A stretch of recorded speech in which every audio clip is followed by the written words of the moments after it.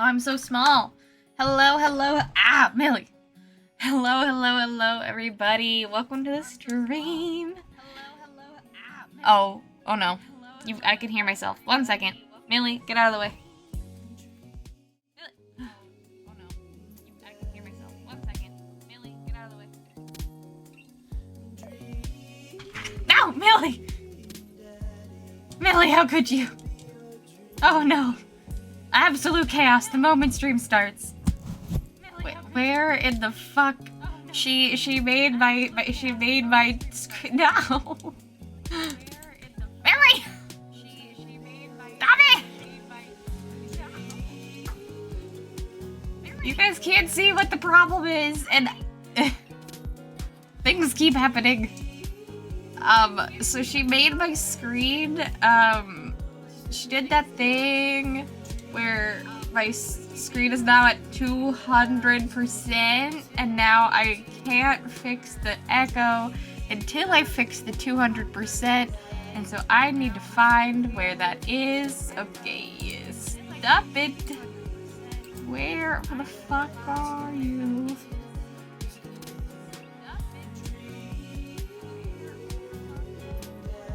Help. Oh no. Oh no. Oh no. Usually at the top of my screen, but it is not currently there. Oh, there it is. I found it. Oh, it's not at 200%. It's at 800%. We're zoomed in 800%. Okay. Okay. All right.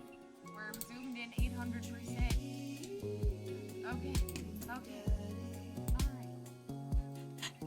Millie has indeed chosen violence. All right.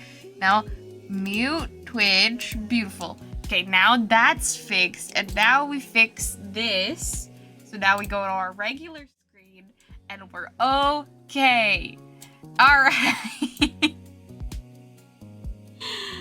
Woo! Welcome to the stream, everybody. What a way to start. Millie hopped up on my desk, sat directly on my keyboard, and stole the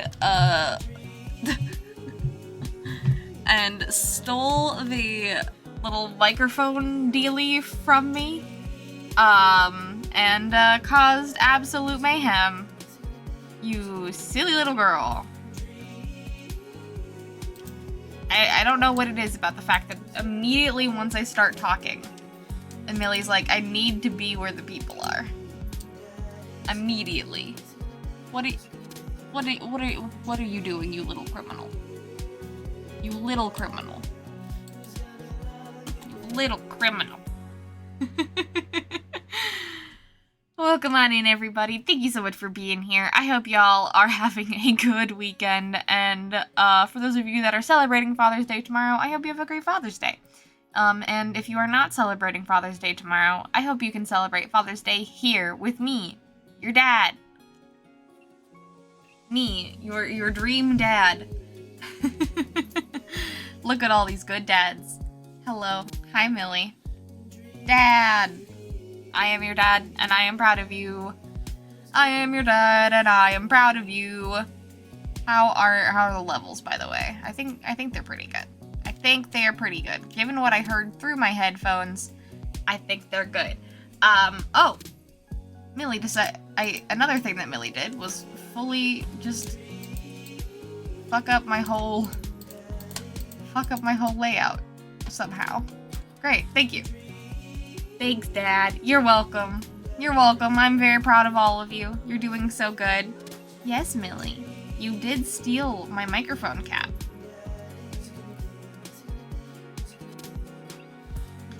Want to see my old Dream Daddy promo? I thought it was lost, but I found it on Twitter. Ooh, I would love to see it, Alistair. I would love to see it. Stop hitting the... Stop it.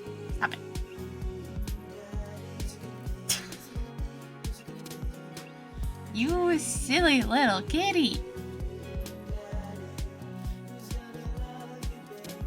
Silly little kitty. Yeah, bite my finger instead of eating the foam. I would very much appreciate that. You silly little kitty. Millie the Menace. Millie the Menace. Very much so. She's so cute, and yet... end yet.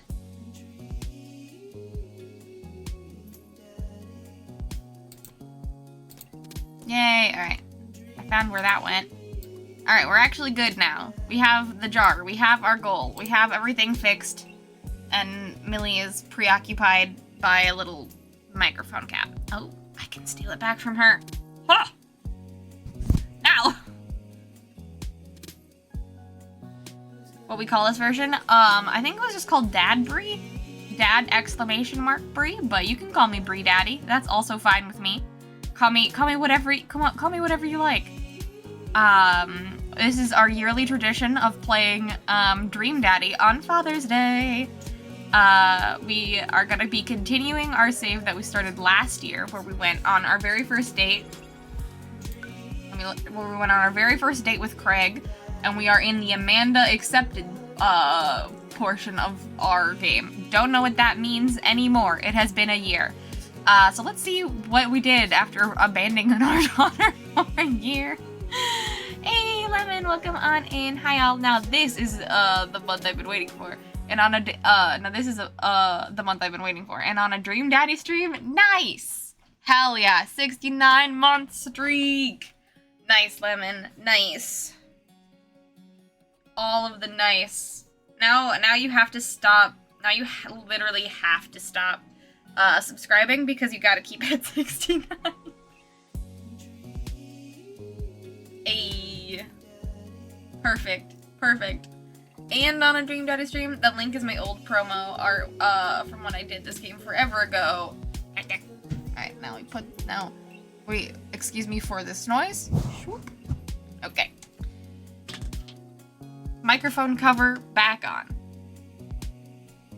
Microphone cover back on. Billy. No longer being a menace. Everything is right with the world. Not a lot of stuff ever again. Hello. Also, everyone, welcome on in. Crizzy, John, Alistair, Matt, Lemon, Amity, Emily. That's everybody. That's everybody. Welcome on in. It's great to see you. Thank you for being here. I hope you guys are having a good Saturday. And that, if you are planning on celebrating Father's Day, that this is a good pre-game for it.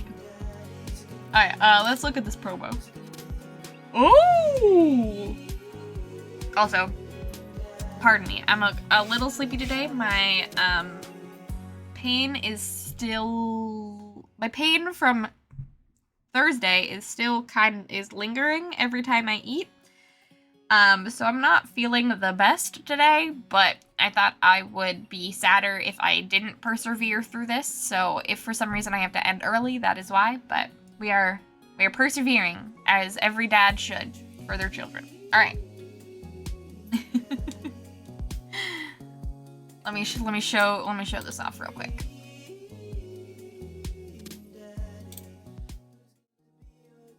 Look how cute! That's so cute! That's great promo. Also, I love your dad. Got that dad bod. Got that good dad bod.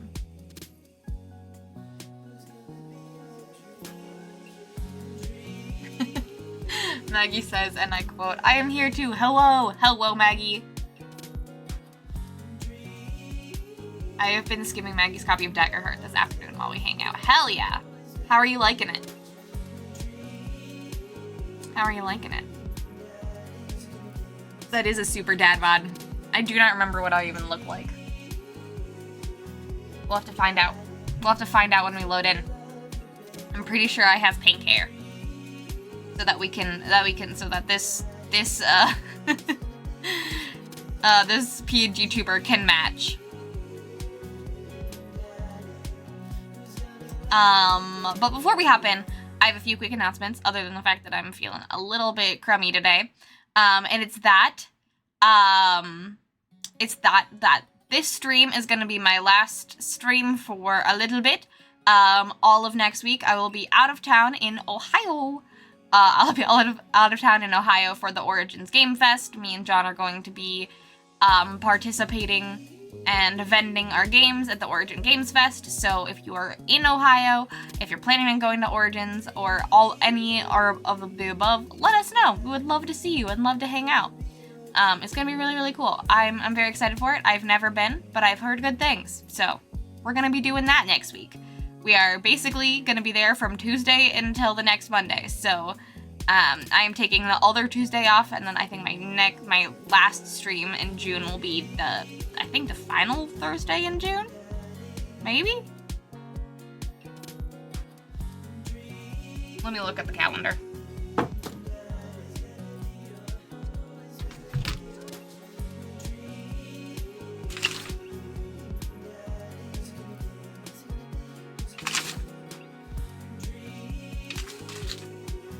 Yeah. Final Thursday in June. June 26th. Yeah, I'll be streaming June 26th and June 28th. That's crazy. Only 2 more streams left in June after this. How is June so fucking short?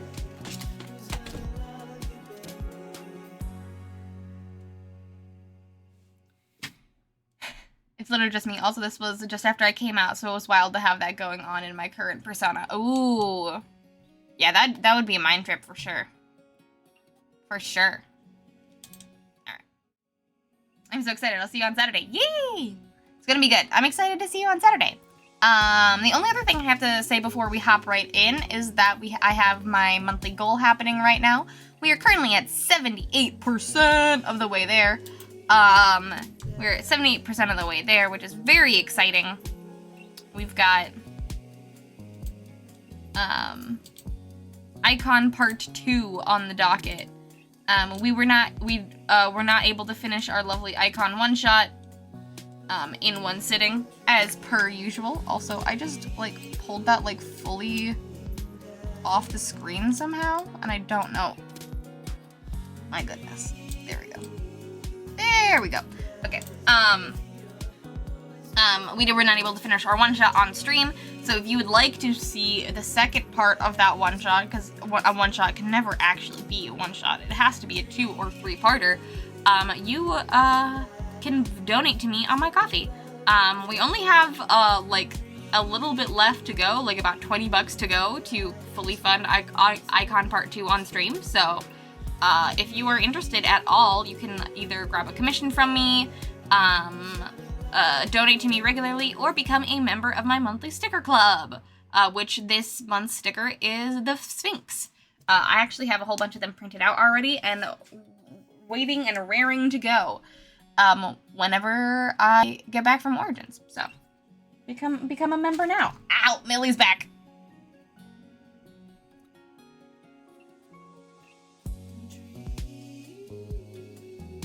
Okay, I'm off to work on editing. Gotta get this done well. I'm so close. You got this, Alistair. You got this. Local twink punches construction crew, aided by library mommy and bug bouncer. More at 7. Yes, that is exactly what part 2. We did that in part 1, and then we get to see what we get after doing that in part 2. But yeah.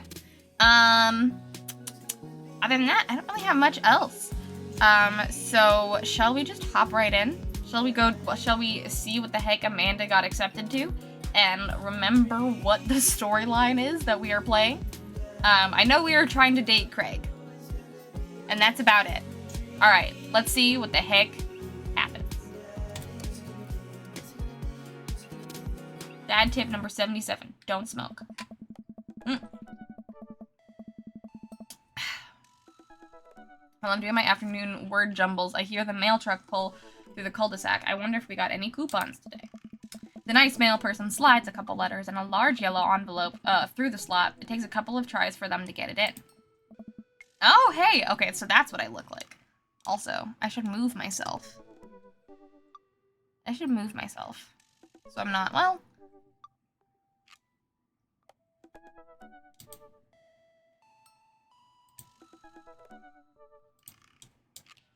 That is what I look like. I got 2 eggs.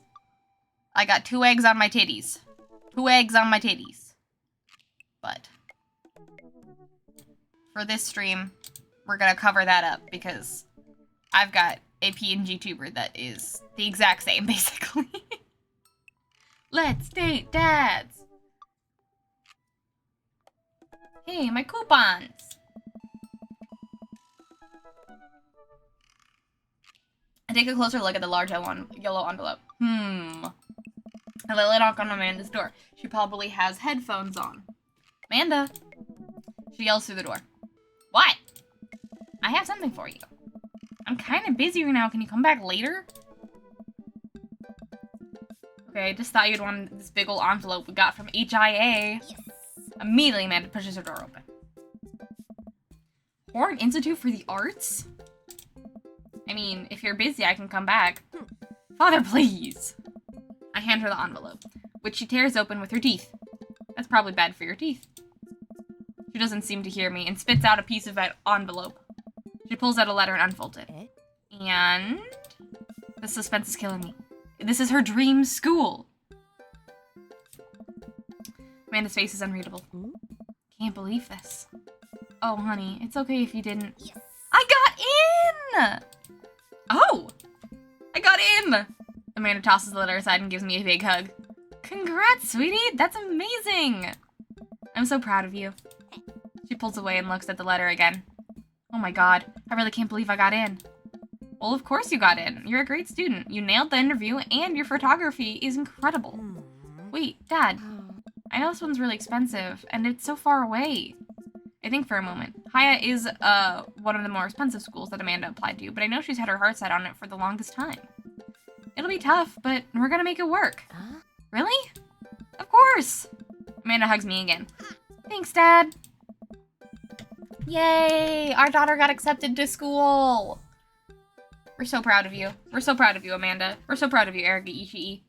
Okay, sweetie, we're celebrating tonight. Dinner, your choice. Wherever you want. Wherever? And I walk along the bayside, tearing into our foil-wrapped burritos from a nearby food truck. You could have chosen anywhere in Maple Bay. Cost was not a determining factor. Please, Dad, you know I'm a simple gal. Just give me a Rito with a view. I can't say I'm mad. I do think I'm gonna move. There we go. Okay. May and I sit on a patch of grass and watch the ships sail lazily through the bay. Yes. And the dorms are right near a bunch of cafes, and there are all these galleries nearby, and there's a discount if you bring your student ID, and... Amanda, slow down! You're gonna choke on your burrito. I know, I'm just excited. Did I mention that students get their own, studio space once they're seniors? And we get all the professional photo editing software for free? It's nice to see Amanda so enthusiastic about HIA, but I wish she wouldn't do it between bites of her burrito. I thought I taught her to chew with her mouth closed. I wonder who my roommate's gonna be. To take a survey online and they match you with someone with a similar major and interests, I bet we're gonna be best friends. Craig and I were. A good roommate can be a lifelong friend. I forgot that we were roommates! Oh my god, guys, we were roommates! I've totally forgot! Oh my god, that makes this so much better. Oh my god, we were roommates. Don't even get me started on bad roommates. Oh no. I'm just kidding. We didn't have a bad roommate. Our only other roommate was a puppy that Craig brought home one night. We spent a semester fabricating a story about our new foreign exchange student who had a really bad cough that sounded... Carl ruled. What the heck? What? Why did it cut that off? Hey. Oh, they let you have animals in the dorms if you get a note saying you need one. I bet I could forge one. I think I'd get a rabbit. Or maybe a snake. Or maybe both. Would the snake eat a rabbit, though? A snake would probably eat the rabbit. Depending on how big the snake is, and depending how big the rabbit is. Really a toss-up.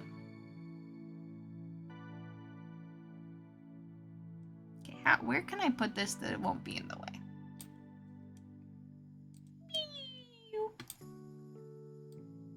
Boop. There we go. Not in the way anymore. And then the jar can go over here. Beautiful. Okay. Layout complete. Oh boy, I think I'll leave all that up to you. She's so excited. I don't want to disappoint her, but I need to be real for a second. So, you know I had the talk with Mr. Vega. He didn't tell you about the dumpster fire, did he? No. I don't want to put a damper on the good news, but I need you to knock it out of the park these last few months of school, okay? If you really want to go to Horns, we need that scholarship money. I know you can do it. Okay. Oh no. She looks so stressed. I promise I'll try harder. I pat her on the back. Think you can handle a 14-hour drive to come home for the holidays? There's gonna be some treacherous ice roads to cross. And don't even get me started on the paranormal occurrences. Well, it'll be worth it if I get to see you. My eyes immediately well up with tears. Oh, Dad, don't cry. Sorry, I'm just very, very proud of you. You're all grown up now, and you're such a good person, and I hope you know how important you are to me. Dad, stop. I'm gonna make me cry too. Too late. It's too late, honey. It's happening. Dad, I can't get tears in my burrito. It's gonna make me taste sad. I pull Amanda in for a hug and kiss her on the forehead. Nah. Love you, kiddo. Love you too, Pops. Long Haul Paranormal Ice Truckers. Yes, isn't that the show that they, Long Haul Paranormal Ice Truckers, isn't that the show that they watch together all the time? That's so cute. Oh, Craig sent us a message. Hey, buddy, so I have a favor to ask. Robert invited me over for dinner. Ooh. And I know it's kind of a faux pas to invite another bro, but... yes, it is. Oh, cute! I've known the guy for years, and I still can't get a good read on him. And I know it's gonna be super awkward if I go by myself. Will you please come with me? I love food. Especially love food that's free. And I don't know why you're so sweaty over cooking, but sure. Yeah, dude, I'm down. Thank you! I really hope that's a sweet... that it's a sweat of relief. Alright.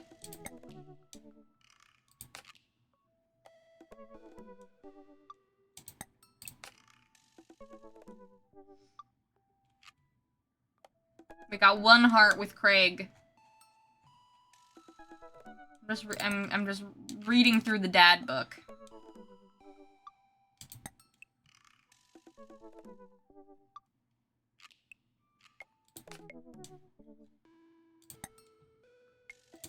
Alright. Eat that dinner.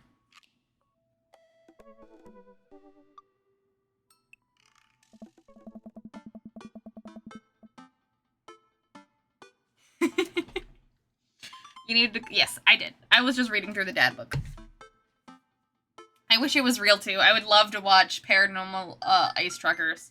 Long Haul Paranormal Ice Truckers. That'd be so fun.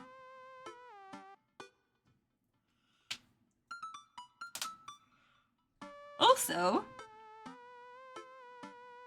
Millie is back. So I must show you guys how cute she is, just sleeping. She's just sleeping.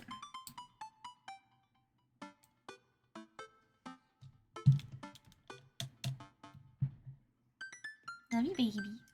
You can sweat the sweat of relief now. Lou Wilson on Game Changer. Also, this is a callback for a while ago, but I did read while you guys were, while we were on the starting student screen, I did see that Crazy said that fishing is gotcha for dads, and I think that is brilliant.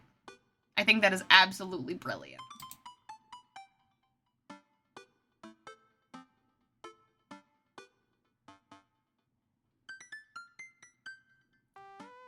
Oh man, I don't know how I feel about social time with Robert. Oh right, did we sleep with Robert in this game? I'm sure we did. I feel we... Lily's having her screen time, by which I mean taking a nap on warm screen. Yes. Taking a nap on warm screen. Still, I guess free food is free food. Yeah, dude, I'm down. Thank you! Can I decide to meet up before heading over to Robert's place? Yeah, pretty sure you did. I was like, I'm pretty sure we did. I'm pretty sure we did. It's gonna be fine. It'll be fine. It won't be awkward at all. It'll be fine. Hey. It'll be fine. It won't be awkward at all. Brian! Boy, am I glad to see you. Likewise, man. Class of you to bring wine. Nice. Oh, it's not wine. It's sparkling apple cider. Robert literally has a wine cellar, so I think he's good. Wow. Or at least I think he has a wine cellar. I'm genuinely unsure if he was telling the truth or not. I can never tell with him. Thank God it's not just me. I never know. Oh. He's so deadpan about everything. I usually just laugh it off, but man, that guy's an enigma. We start walking over to Robert's house. Does Robert even know how to cook? I have sincere doubts about whether he even knows how to shave properly or iron his shirts. I feel like you learn to cook after you learn those two first. Hey. One time I saw him grab a hot dog from a trash can. Oh. I mean, it was at the very top of the trash can, like sitting above it. But still, if he were on trial, I think the jury would define that as in the trash. In his defense, I've definitely considered grabbing food from the top of the trash before. Oh. Well, yeah, I think we've all considered it, but the difference is that Robert actually did it. True. Maybe he's the enlightened one.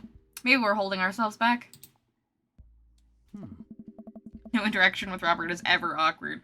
Yeah, right? None of it's ever awkward or weird.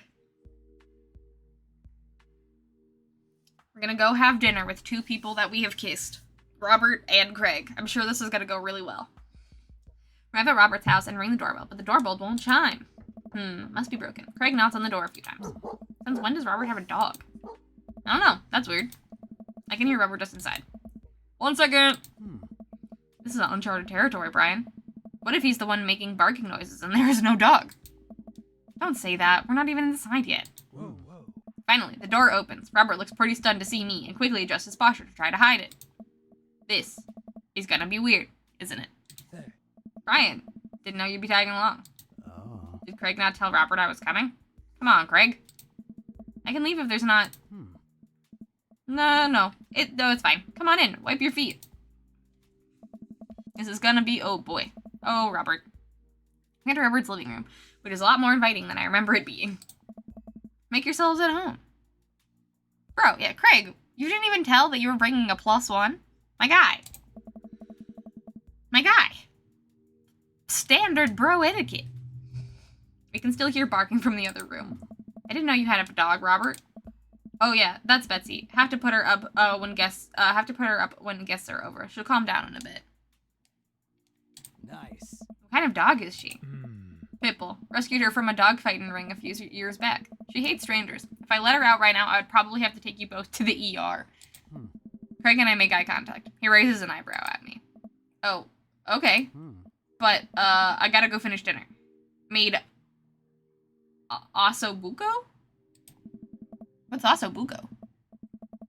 Buso? Ossobuso? Ossobuco? I have no qualms with Craig. He is perfect. Robert leaves the room, presumably to go to the kitchen. Craig leans in and whispers. Was that the dog fighting thing real or was he kidding? I don't know. Dude. What's ossobuco? I don't know. See, they don't even know. I'm okay. We're good. My dad cred is still intact. Did he make up that word? Until I have ossobuco in front of me, we can only assume so. We sit in silence for a second, taking in Robert's living room. Craig's way out of our league, TBH. Honestly, yeah. Craig is very much out of our league. Very, very much. The fact that we've kissed is, like, 10 out of 10. Are we about to get sawed? He's our bro. We were roommates. Oh my god, we were roommates. Not usually you wake up in those situations. We voluntarily walked into this one. Although, he did look pretty shocked to see you. Maybe you being there threw off his plans? His murder plans. This is so weird. Robert finally walks into the room, carrying 3 paper plates of steaming food like a waiter. I don't have a dining table. What? I don't have a dining table? Don't trust them? What? Yes, he did kiss our forehead, which is very cute. I'm counting it as a kiss. I'm a thirsty dad. I'm counting it as a kiss. Yeah, he doesn't trust the dining table. What the fuck does that mean? Oh. Also, I don't have real people plates. Hope that's okay. Robert sets plates in front of us on the coffee table. I still can't tell what it is. Looks like meat. Maybe. Lots of sauce. I can make out some vegetables. I think that might be rice, but it could also be pasta. Guess there's only one way to find out. I take a bite. Nice. Oh my god. I take another bite. The medley of flavors in this dish is amazing. The meat is so tender, and the risotto, I think that's what it is so creamy.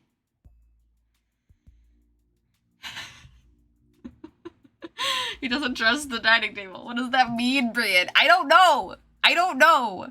Did he play date everything? Did Robert play date everything and has a bad relationship with his dining table? The only thing I can think of.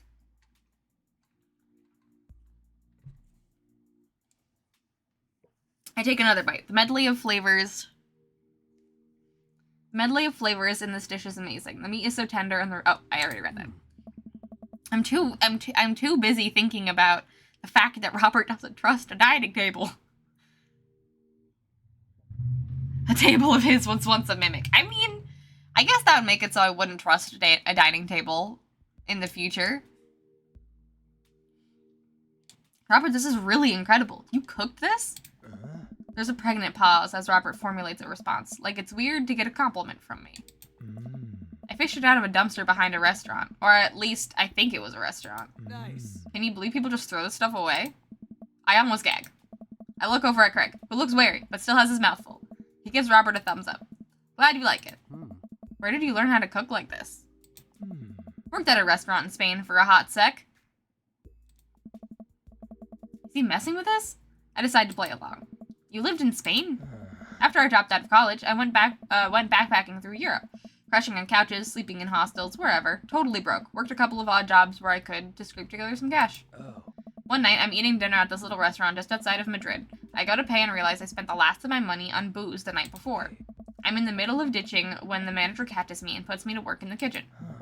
Long story short, they ended up liking me so much they offered me a job. Why not, right? Started living with some distant relatives on my mom's side. Over the course of 2 years, I worked my way up from busboy to sous chef. Learned a lot. Craig and I wait for the punchline. What night watchman did he swindle to get back to the States? Who did he con in a game of poker in the back room of a speakeasy for safe passage in the crew quarters of a cargo ship? Anyway, I still love to cook. I don't know what's real anymore.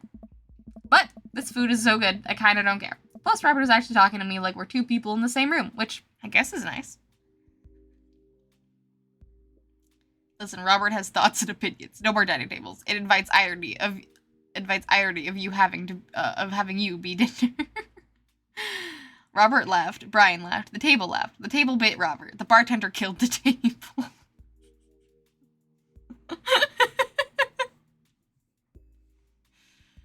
Good times. Good times.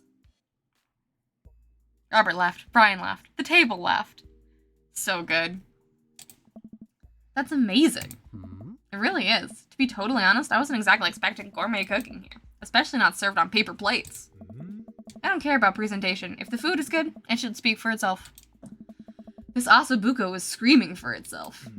And paper plates are just as good as regular plates, if you double them. If you double them up. Hey, is it bad if I ask for seconds? No problem. Let's save room for dessert. I made lemon berry savarine. Well, aren't you just full of... Craig looks over at me. Surprises. Robert winks. You bet I am. You can come over for dinner anytime. Craig. I'm gonna go get seconds. Me too. After consuming way more ossobuco than my body could handle, and then really ensuring a later food coma with a generous serving of what savarine was, Craig and I decided to head out. Thanks for coming. I'm making an attempt to be more social. Something tells me he's not going to follow through on that. Man, if you'll have me, I'm here, especially if there's ossobuco involved. If you're young, well, I was trying to read that dad tip. Alright, well.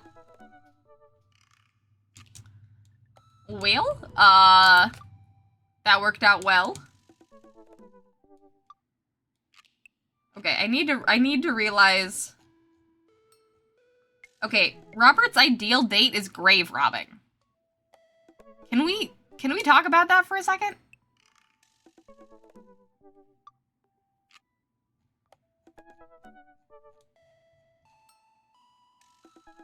Robert Small, when the internet gains sentience and decides to throw us all decides to destroy us all, you know it'll use the information against us, right? Yeah. On a Friday night, you're most likely to make a deal in an alleyway, have it go badly. Who's the cop? Was it, Giacomo? I trusted Giacomo. If you had to take one thing with you on a deserted island, what would it be? Gun. What are your turn-ons? Don't talk to me. What did you want to be when you grew up? Grifter. What's your favorite movie genre? Italian neorealism. What's your ideal date? Grave robbing. What do you never leave home without? At least 4 knives. I spend a lot of time thinking about you ever really look into a rabid animal's eyes. My god, this man. Giacomo? That makes sense.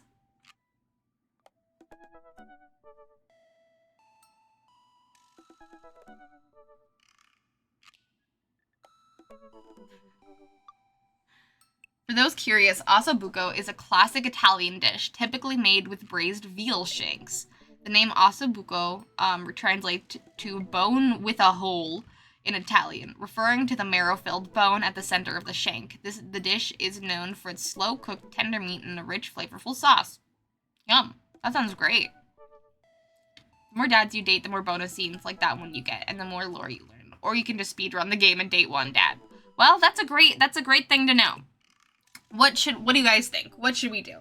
Should we just speed run and just like fully date Craig? Should we just speed run and fully date Craig? Or should we date around, see what other people got going on in their lives? See what other people got going on in their lives. Because just content-wise, just content-wise, we've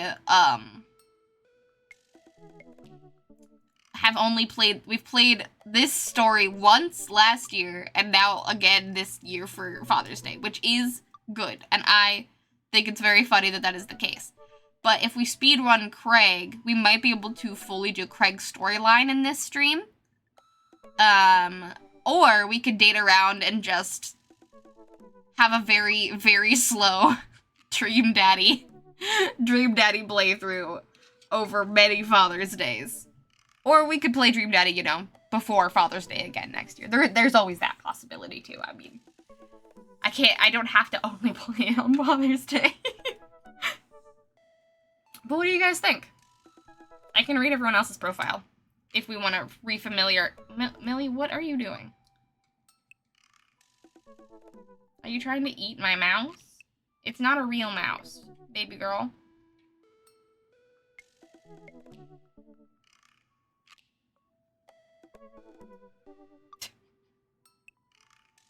Okay, you really are trying to eat my mouse. As long as we can support preferred team, I'm happy. Millie wants to date dads. She does. Also, hi, Edgefit. It's great to see you. Hello, Bree Dad Dannon. Hello. I mean, I do want to, do Craig's storyline. I love the end when they were roommates. But let me read everybody else's stuff. I think I'm the most interested in Craig, Matt, and Hugo, I think. I mean, Damien, Brian, Joseph, and Robert are, interesting characters, but I feel like I am more drawn to these boys than I am these guys. This guy's got a really weird life, and I feel like that's a huge red flag that I'll, stay away from. Robert's just crazy. Brian is, way too into, competing with his daughter, and, I don't know anything about Damien. But, alright, let's read their things. Okay. Matzilla. Avid music enthusiast, passionate coffee drinker. You can find me most days selling bean juice over at the Coffee Spoon or hanging out at the park with my amazing daughter. Hit me up about 80s no-wave music. On a Friday night, you are most likely to perfect my cold brew setup, one drip at a time, baby. If you had one thing to take you with you on a deserted island, what would it be? Fine tunes to pass the days away. Yeah, I love that. I love that, Amity. Let me set up a poll.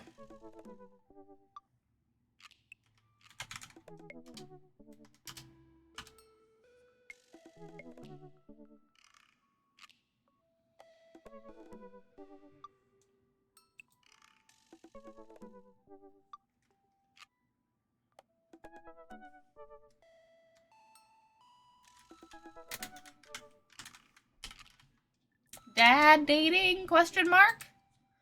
Okay. Let's do Craig. Let's do Matt.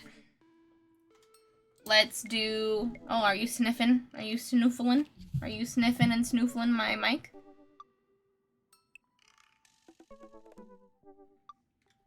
Let's do Hugo.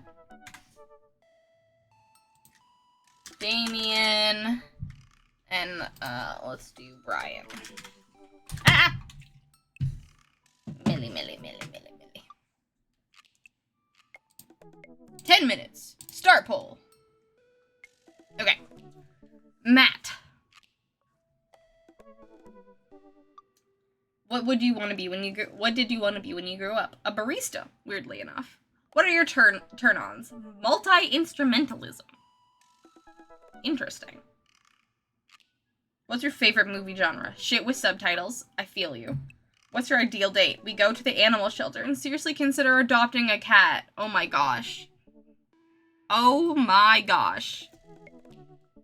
Okay, I kind of love him. What do you never leave home without? My headphones, both in-ear and over-ear, just in case.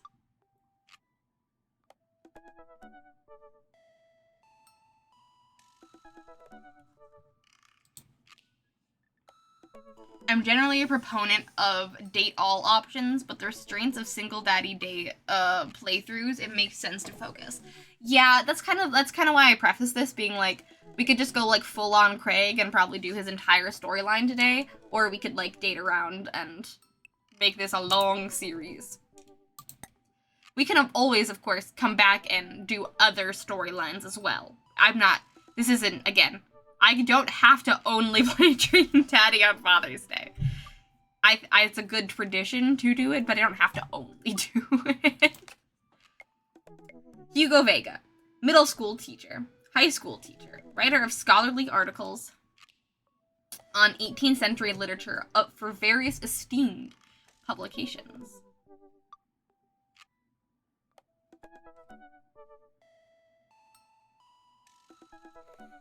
I was hoping Daddy Day would throw you off more. As in, like, reading it and, me not being able to say it, or, like, me being like, Daddy Day, what a good joke. Because it's very alliterative, and I like it.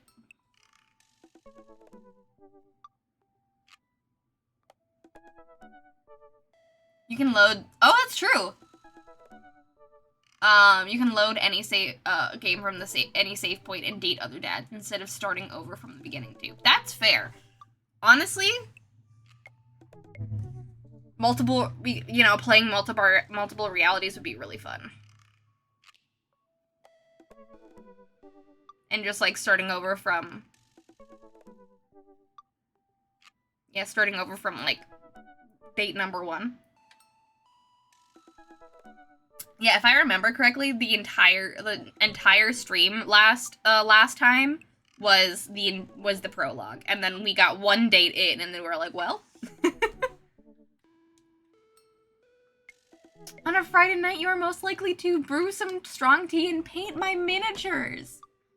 My good, why are all of these dads so good? If you had one thing to take with you onto a deserted island, what would it be? A Remembrance of Things Past by Marcel Proust. What are your turn-ons? Muscles. What did you want to be when you grew up? Movie star. What's your favorite movie genre? Documentaries on art history. What's your ideal date? Each of us read a different book on opposite sides of the couch in comfortable silence. These dads are after my own heart. How fucking dare. Also, we've only gotten one vote for Craig. Come on, chat. Come on, chat.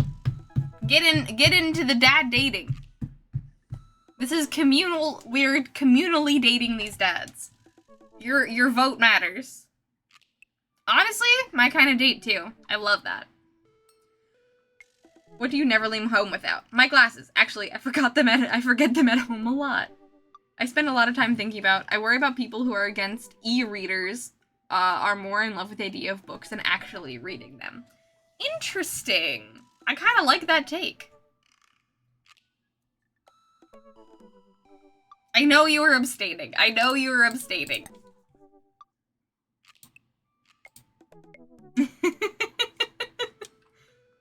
Alright, Damien, how do you do? I finally decided to join this information superhighway. I'm not entirely sure how this works, but I'll try my best to understand. I love long strolls through graveyards and spending time with my son. If you would ever like to chat about the latest in Victorian fashion, the inevitability of our own demise, or black cats, then please send me a letter. On a Friday night, you are most likely to listen to true crime podcasts while I taxiderm in my newest specimens. Crazy. If you had one thing to take with you on a deserted island, what would it be? A coffin. This guy is all about the aesthetic. What are your turn-ons? Pronouncing bosom correctly. What did you want to be when you grew up? A bat! Oh, baby! What's your favorite movie genre? Foreign art house horror? What's your ideal date? It's night. We're at an industrial dark wave club in Berlin. The music drums to the beats of our hearts. Oh. Yeah, 100% about the aesthetic.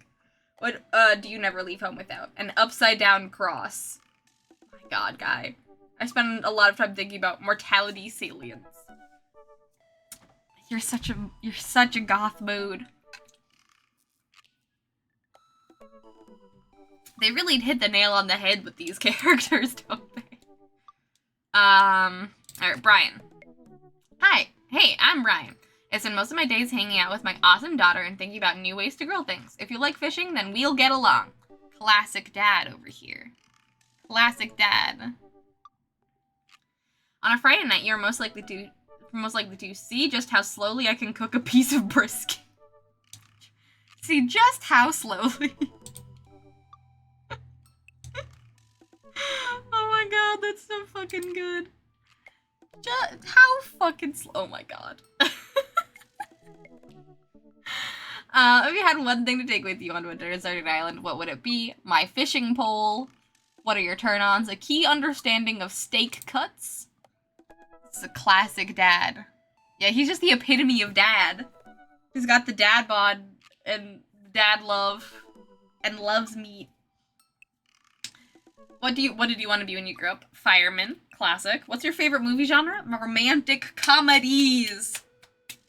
Romantic comedies. What's your ideal date? Deck building. Ooh. Oh wait, probably building a, like, deck as in, like, outdoor, not, deck building as in, like, playing Magic the Gathering. Things like that. What do you never leave home without? My portable fishing pole. You have a portable fishing pole? What do you need a portable fishing pole for? Do you just, like, come upon a pond and you're like, gotta get a good fish in there? I spend a lot of time thinking about how my daughter is smarter than I am. Oh. Alright, well those are all of the, things. I can read Craig's. Dad of 3, business entrepreneur, and fitness enthusiast. Juggling work, family, and fitness is a tough gig, but someone's gotta do it. On a Friday night, you're most likely to get one last good cardio session in. If you had one thing to take with you on a desert island, what would it be? A box of energy bars. What are your turn-ons? A sub 6 minute mile. A sub 6 minute mile.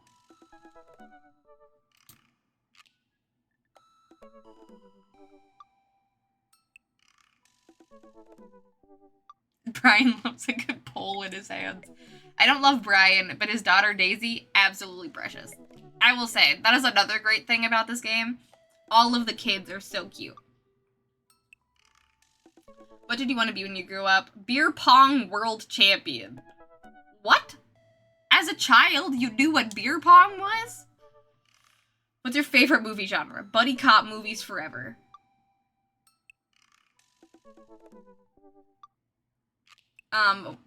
What's your ideal date? Scaling a huge, dangerous mountain for fun? That's crazy. What do you never leave home without? An extra tube of energy gel? I spend a lot of time thinking about my mile time used to be so good. What happened? Have I peaked? Oh, these are all such these dads are all such moods. They're all such moods. I'll read Joseph's. He's the only one I haven't read. Joseph Christensen. Little Maple Bay's #1 youth minister for 5 years running, living in my hometown with my beautiful wife and our 4 amazing kids. If I am not in church, you can catch me out on the open water, setting sail on the seas of adventure. Love playing guitar and crushing my kids at Candyland. On a Friday night, you're most likely to lead the community in a fun mixer. If you had one thing to take with you on a desert island, what would it be? My 6-string. What are your turn-ons, my loving wife? I sincerely doubt it, sir. Yes, he is married. That is why I didn't put him on the list. That is why I did not put him on the list. All right. It looks like we're doing Craig in one sitting. Ayo.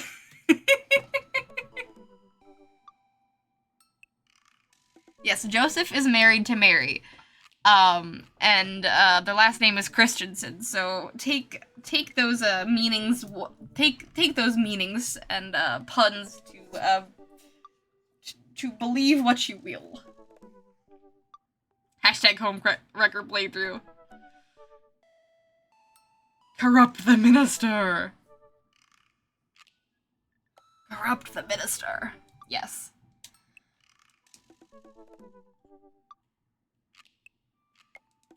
Yeah, he's got some issues in his marriage. Anyways, let's message Craig. Craig.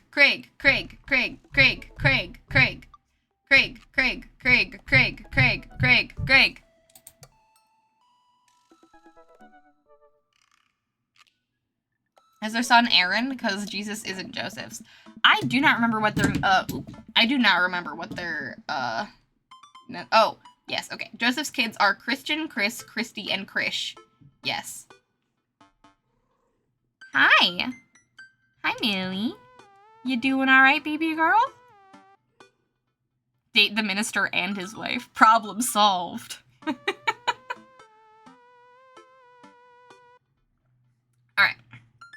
I really want to get some good quality time in with Craig. The last time we hung out, he was so busy with the kids and fending off flirty moms that I feel like we barely talked. That's right. Our date was at a pizza place with his children and flirty moms trying to get into his pants. Ever since the first time we hung out, I've been trying to get up a little early for runs. I don't think I'm gonna be as embarrassing as last time. Maybe I'll even be able to catch up with it now. Yes, after the softball game.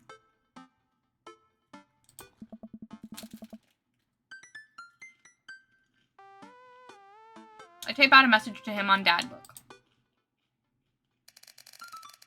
After the softball game, and then we went back to the softball field, and Craig kissed us.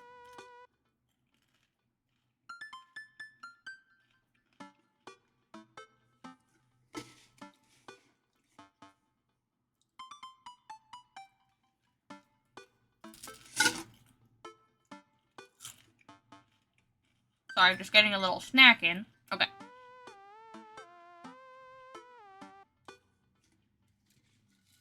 You keep saying Dad and Craig, but I am not paying attention. I keep thinking you're talking to me. I apologize. This must be a trip to listen to. Alright. Hey man, been training on my run game recently. Ready for round 2? Dude, of course! Emojis! I don't know why he didn't just send an emoji rather than type it out. Another message pops up into my inbox from Craig. Let's meet up early tomorrow morning for my favorite morning activity, brunch!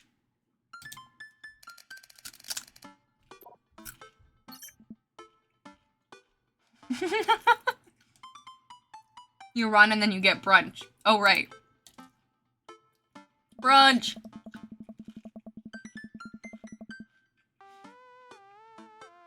Craig and I agreed to meet, to a time to meet in the morning, and I have a chance to spend the evening hanging out with Amanda. So, we doing pizza tonight?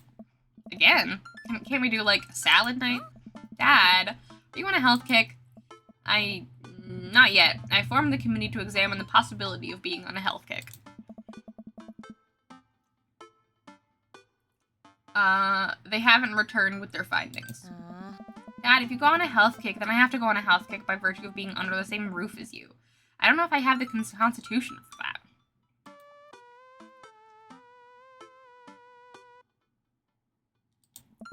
The committee isn't back with its findings yet. This is a multi-year assessment on several bureaucratic levels. Well, Amanda picks up the phone and stares at me, unblinking as she dials. Hi, yes, can I get an extra large pizza with chicken, bacon, extra cheese, and tomatoes, and a couple of garlic sauce cups? Amanda, you're going a little north here. Oh, right. Can you maybe throw some leaves on there or something? Yeah. He's going on a health kick. Yeah, Rico, I know. It's tragic.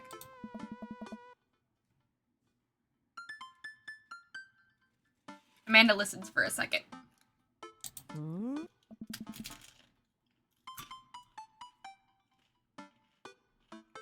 Hold on, I'll ask. Dad, is oregano a salad? Is oregano a salad?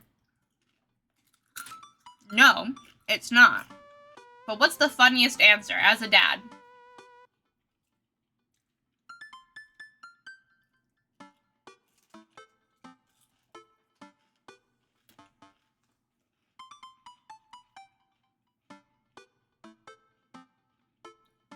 %, yes, that's what I thought.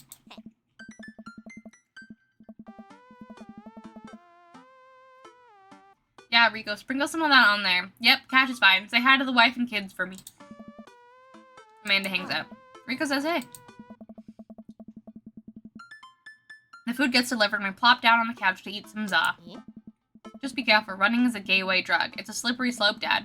First you go on a couple light jogs, and before you know it, you're converting the garage into a home gym and renewing your subscription to some sort of weekly kombucha delivery service.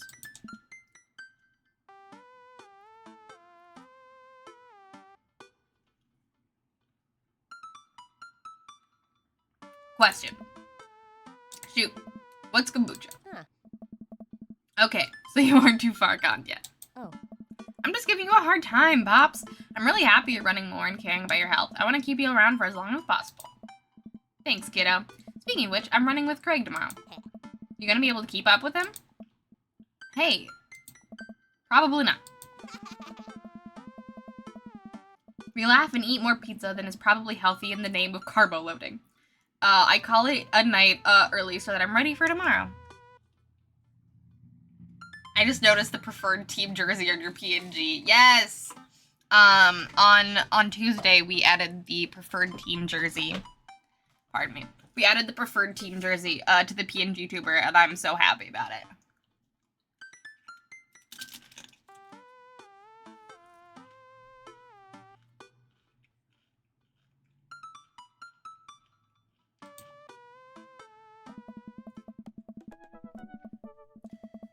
When I first started running in the mornings, it was pretty hellish.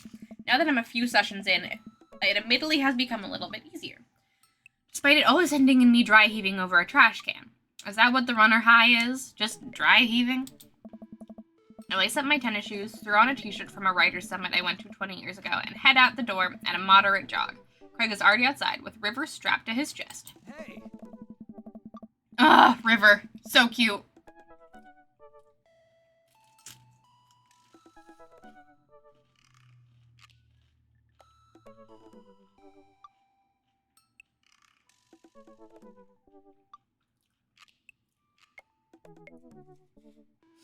He's dressed head to toe in color-coordinated running gear. Wow. I look like a total schlub next to this guy. Hey, bro! Morning, Craig. River gonna be running with us? Best as she can. We're taking it to the limit, aren't we, kiddo? Goo! Oh, I know what that means. Craig hands her a stuffed toy, which makes her smile ear to ear. That's, Arnold the capybara. Sometimes it's the only thing that'll get her to stop crying. Oh, baby. Oh, I've been there. Amanda had a stuffed panda that she carried around everywhere. She would have a tantrum if we even tried to wash it. It was gross. So you've been running lately? Every morning for 30 minutes. I'm basically an elite athlete by this point. Ha! We'll try and keep up. So where are we headed? Oh. I was thinking that we could do a couple laps around the park.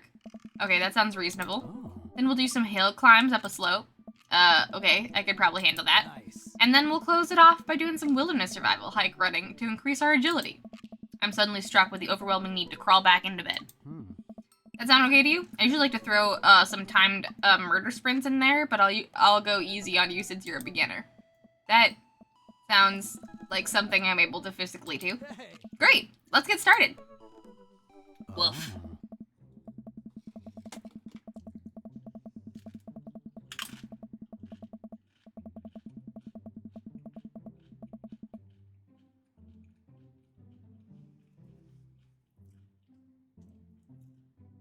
Craig and I finally arrive at the park. A few other lone joggers make their way around the perimeter, and River waves enthusiastically at everyone we pass. It's a lot more peaceful in the mornings, aside from birds chirping and River gurgling away in the stroller. Alright, good warm-up. That was the warm-up? Hey. Let's start the show. Oh. But wait. Craig reaches into his bag and tosses me a water bottle. I fumble it, but thankfully don't drop it. Oh. You gotta hydrate, bro. I take a long drink from the water bottle and feel reinvigorated. Man, I don't drink enough water. Hey. I look down and pick up Arnold, River's toy, and hand it back to her. Must have dropped this. Oh. Thanks for looking out, bro. Hey. You ready? Yeah. Hmm.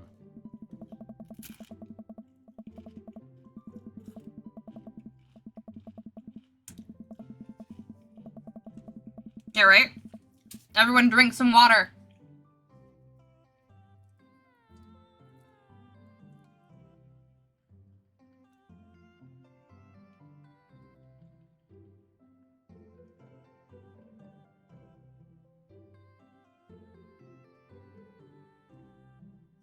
We finally finish our however many teens lap around the park.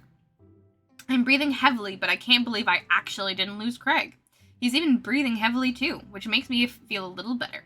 I look down at my shirt and notice that I'm drenched in sweat. That's one. What? Hey. I'm just kidding. Good hustle out there. I'm really impressed. You're way better than the last time I launched you off of a treadmill. Yeah, man, you really pushed me to my limit just now. I can't believe I held on. Oh. Sometimes you just need someone there with you to push you to do your absolute best. I'm glad I could be that guy, bro. Who's ready for hill climbs? Flap! Hmm. There's my little cheerleader. Brian, you ready? I'm gonna go for middle ugh.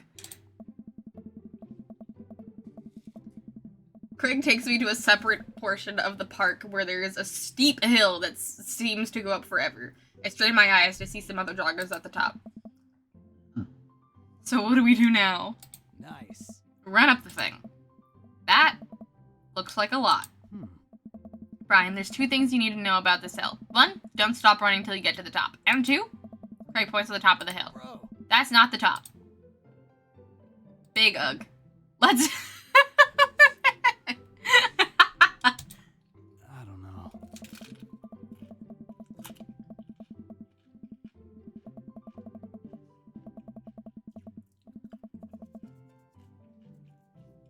Hashtag not preferred exercise regimen. Hey, Rainy, welcome on in.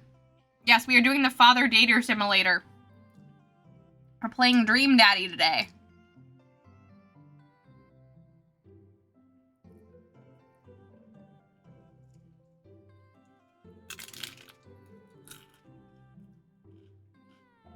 And I'm eating Pringles because I got overwhelmingly hungry.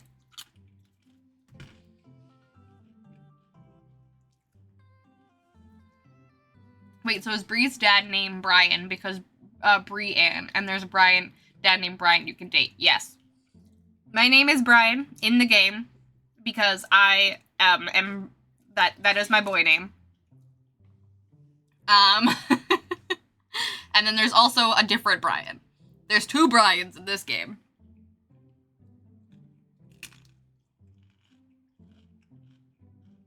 I finally reached the top of the hill after making my way past what I originally thought was the top of the hill. Once there, I hunch over onto my knees and gasp for air. My lungs are like daggers poking my ribs. I can feel my heart in my ears. Ugh. River, I'm having a moment, please. Oh boy. Craig looks like he's taking a beating as well. Ha! So he is human. Hmm? Ryan, put your arms on your head and stretch out your elbows. It'll help you breathe better. I do as Craig says. It feels a little better, but I'm still in agony. Oh.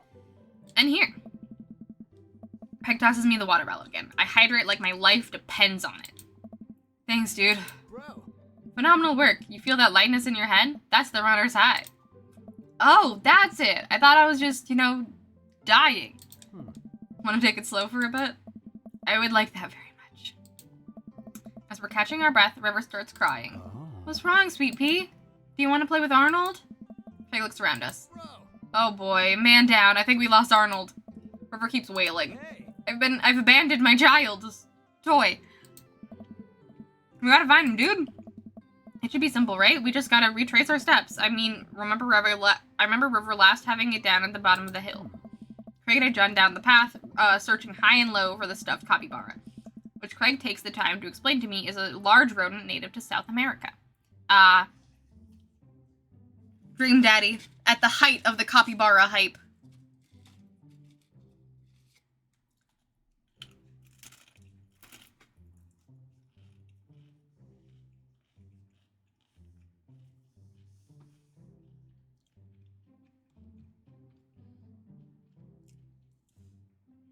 I put a video in links for later for those curious about how big a red flag Mary Dad is. Beware spoilers ahead if you watch it.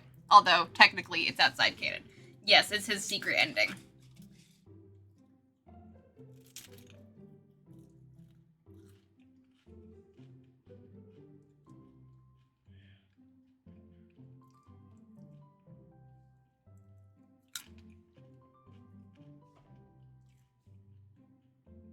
Good to know, Justy. Good to know. I had heard some things about it. Which I was like, I don't really know if I want to go down that path on stream. Pringles, come back. Come to me, Pringles. Yum.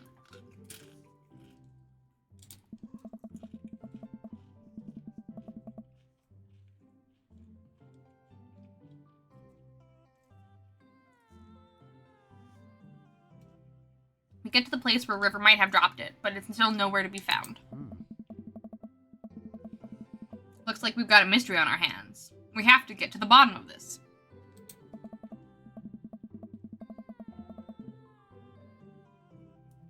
I suspect foul play. Looks like this is a prime case for the world-renowned Detective Dad Annan. Patent pending. Oh. Time to find Arnold! Gotta save the little guy!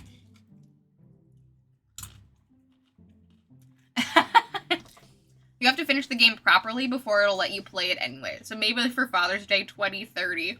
Yes. In 5 years, we'll finally get to the red flag ending.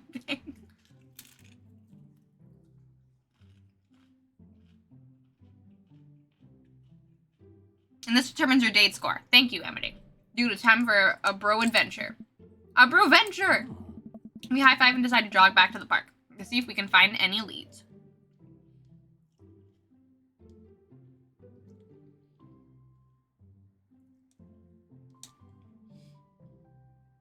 I didn't even realize that Millie was covering the dad face. I'm so sorry.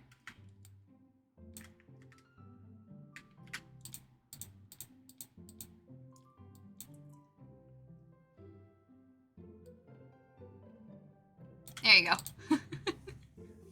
Now you can see his face.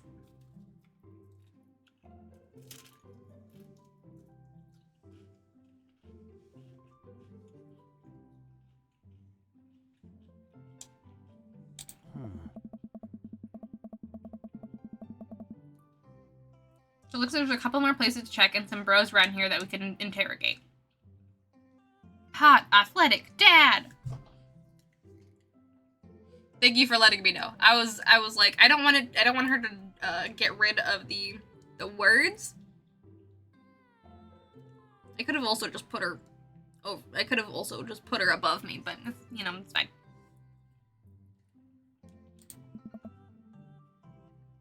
Sounds good. Wait, who's good cop and who's bad cop? Think about it for a second. Well, I think that with your stature and overall resilience, you would make an intimidating bad cop. But on the other hand, you do have an adorable baby strapped to your chest, so that softens the edges a bit. Oh. All valid points. I think you should make a great, I think you'd make a great good cop because of your congenial attitude and willingness to try new things. But then again, I've seen how you get when there are too many commercial breaks during a show. So you have the potential to be a scary bad cop. I don't want to have to watch Meet Hell in 3-minute segments with 5 minutes of commercials in between. And they're loud! The commercials are too loud! I just want to watch my shows in peace without people yelling at me to buy wiper fluid and stuff. Bro. Case in point. Let's play it moment by moment. Oh. Smart. Hmm? So, where to, Protective? Alright, let's go to the field.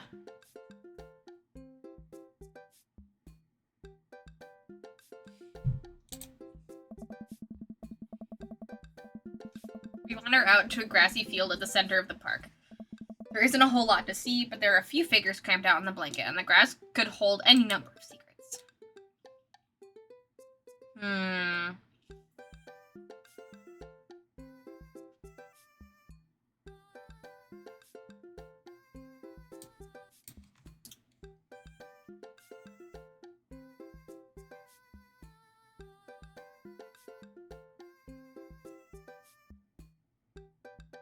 It's very impossible to not like Craig. He's just a solid dude. Alright, let's talk to Matt and Carmencito.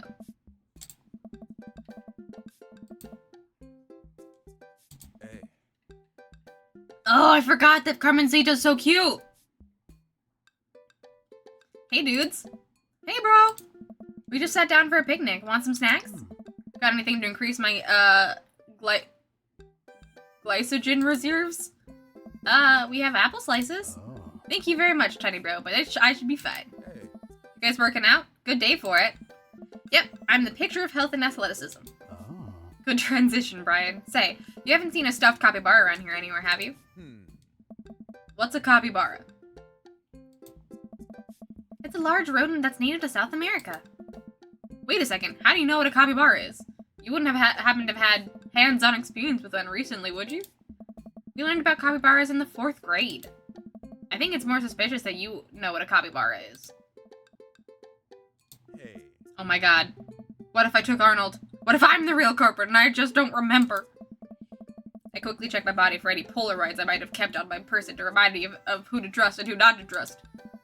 I saw Memento once and I'm pretty sure that's how it works. Nothing. But what if that's what I wanted myself to think? No, Brian, don't let them win. I shake off the thought. I saw a couple of squirrels over there by the tree, though. I don't know if that helps, but if you want to see some cute squirrels, you should definitely check it out. Thanks for the hot squirrel tip, Carmencita. Nice. Well, we better get moving. Gotta find that capybara before River here has a breakdown. Hey, Good luck! Let me get some apples for the road, though. Carmencita hooks me up with some road slices, and we're on our way.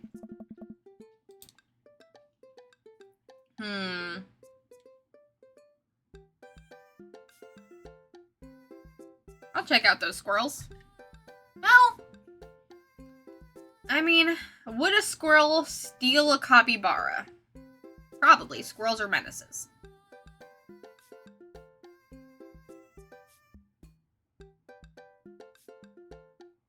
But, yeah, look for clues is not a bad thing. I carefully comb through the field of grass and flowers. I can't seem to find much besides a couple of ladybugs and a nickel. While I'm looking, Craig calls out for me across the field. Brian! Oh, man. I jog over. Craig is kneeling in the grass, inspecting something. I approach, my heart in my throat. As I lean over Craig, I see it. This is Arnold's leg. I put my hand over River's eyes. No one should have to be subjected to this senseless violence. My god, who or what would do this? Oh. I don't know. Now I think we might be dealing with something beyond our grasp. I can't look at this anymore. I turn around, trying to wipe the image of the stuffing strewn across the ground from my mind. We're running out of time. We may already be too late. I bag and tag it. Let's keep moving.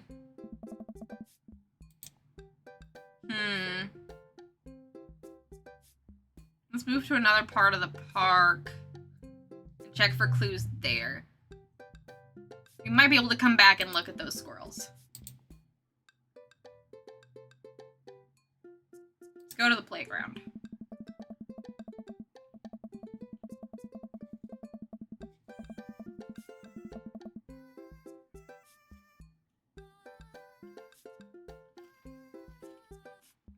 Because what do squirrels rip it up?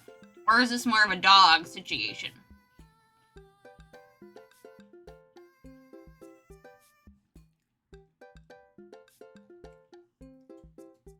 We make our way over to a small playground at the edge of the park. A couple of kids play on the jungle gym while parents watch on the nearby benches. Over on one of the benches, I spot a familiar face. Look for clues, interrogate Joseph, try to calm River down. Alright, let's look for clues. Meg and I, two grown adults, walk onto the playground and begin examining it meticulously for clues.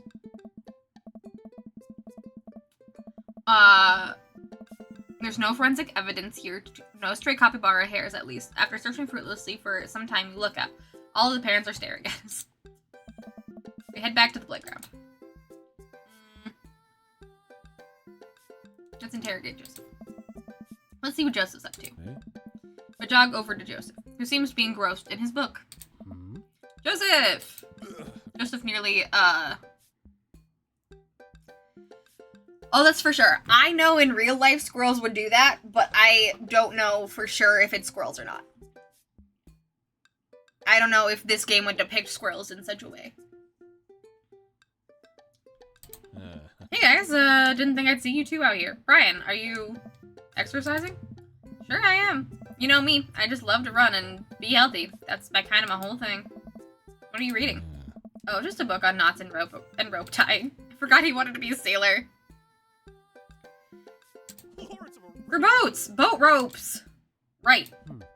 Say, you didn't happen to see a stuffed capybara around here. What's a capybara? It's a large rodent that's native to South America. Joseph thinks for a second. Haven't seen one around. I'll tell the kids to keep an eye out. Your kids are here? Hey, Joseph looks around. Norm McDonald. Not suspicious at all. Not suspicious at all. They were here a second ago. Must have gone exploring around the park. Do you know where they could have run off to? They're kids. They get into mischief sometimes, but they always come back. That sounds a little suspect, Joseph. Mischief, you say? Norm McDonald. Wait. Am I being interrogated right now?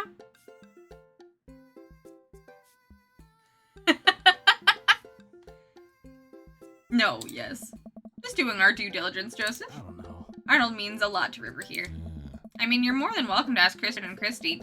I imagine they have their ears up to the ground on all the latest playground drama. They might be somewhere around the woods. Thanks, Joseph. We'll let you get back to your rope book. Yeah. Boat ropes!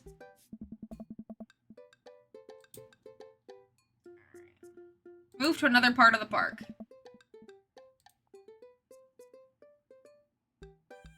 Go to the woods.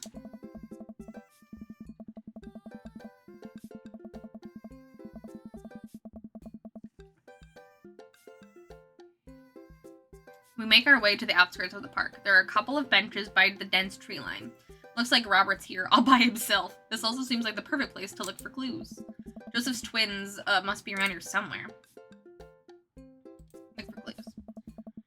Craig and I search through the outskirts of the woods, hoping to find anything that might lead us to Arnold. There are a couple of cigarettes and empty beer cans scattered around the thicket.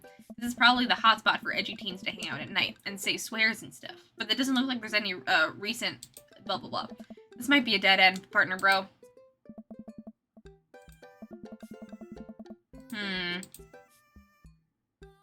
Let's interrogate Robert. Maybe Robert saw something. Walk over to Robert's bench. Hey, Rob. Don't call me that. Okay. Hi, Robert. Don't call me that either. Okay. Hey, buddy. I don't know. What are you up to? I... Thinking. This is my thinking bench.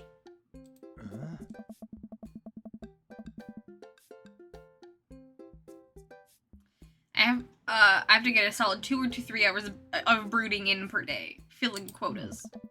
Have you by any chance seen a small stuffed capybara around? A capybara is a large rodent native to South America. I know. So have you seen one? A stuffed one? Not a real one? That would be weird.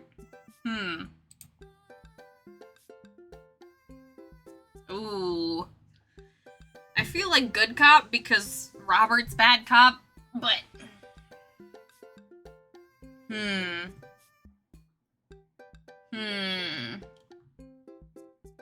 I'll just go with my instinct. Come on, Robert. The sooner you tell us what you know, the sooner we can let you get back to brooding. Oh.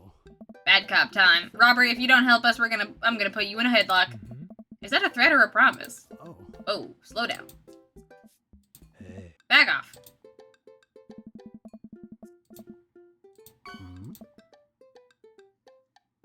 Ah, I failed. I failed! Damn it.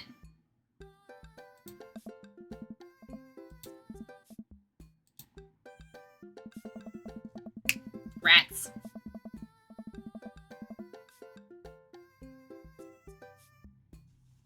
Maybe I should have done bad cop. Well, we could save Scum if we wanted.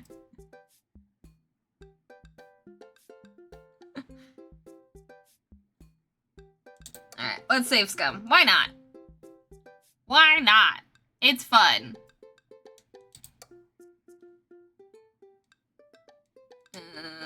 Alright, let's load from here. We need good dates and brunch! So if I try to calm River down, will that, like... This is the way. This is the way. It is now a puzzle. It is now a puzzle and not a story. Alright, if I try to calm River down, will that, like, make my time longer?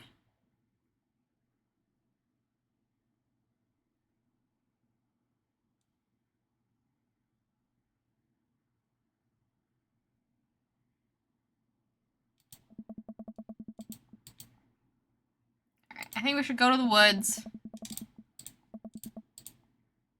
Interrogate Robert. Oh. I don't know. Hey. If no matter what I do here is bad, I'm going to the squirrels.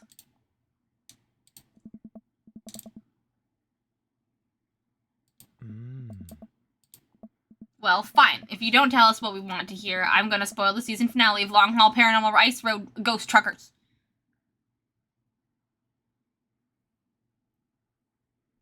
We should have looked for squirrels after talking to Matt and Carmencita. I messed up. See? Amity! I trusted you. I trusted you, Amity, and you led me astray. You led me astray! I would have been so done. I would have been so good. Whoa, whoa. The ultimate threat. You're bluffing. My buddy here doesn't play by the rules. Brian will do it. Callum and Flint crash into a haunted... Stop! You're a monster! Hey. Robert's eyes. I haven't seen any goddamn capybara, okay? Crap, I was really nailing the bad cop bit, too. I thought for sure we had something. Hey. Now what, bro? Joseph said his twins were around here somewhere, but I have no idea how we're supposed to find them. Wait, those creepy kids? Why didn't you tell me they had something to do with this? Huh, maybe I should have left the good cop, bad cop routine to the pros on TV. Dude. Yeah, Robert, bro, do you know where they are? Huh. I do. A lot of people underestimate the sense of the man who broods. I saw them lurking around here a little while ago. Where'd they go? Hey. Ran into the woods. I'd be careful, though. I don't trust him. But then again, I don't trust anyone. Not even you guys. Not even that baby. What? I take that back. You're an old soul, kiddo. Thanks for your help, Robert. The woods. Go deeper into the woods. Stare into the depths of the forest. Who knows what could be in there? Are you prepared for what we might face in here? Yes. I am ready, partner, bro. You? Nope. But if it gets River to stop crying, I don't care. Let's do this. We start down the path into the woods, keeping our eyes and ears peeled for any sign of Arnold. There are no squirrels or birds anywhere. The silence is unsettling. The sun can barely peek through the canopy. It's colder here. Suddenly, we hear voices. I want to do it! You got to do it last time! Craig and I come to a clearing. Oh yeah, I forgot how creepy they look. Where we find Christian and Christy, kneeling over something. Stop right there. Nice. And put your tiny hands where we can see them. Christian and Christy just stare at us. You heard the guy. Put your hands up. Kinda in the middle of something here. Yeah, can you come back later? What are you kids doing? Cutting stuff up. See, this is what I thought. This is what I thought. I was like, it probably isn't the squirrels. That'd be too easy. That'd be too easy. My heart is pounding. Is this the end of the line? I step closer. I can't believe what I'm seeing. A pair of safety scissors lies in the dirt, and it's Arnold. What have they done to him? Bro. Arnold! Goob! You heard the baby. Hand over the capybara. No fair! Finders keepers!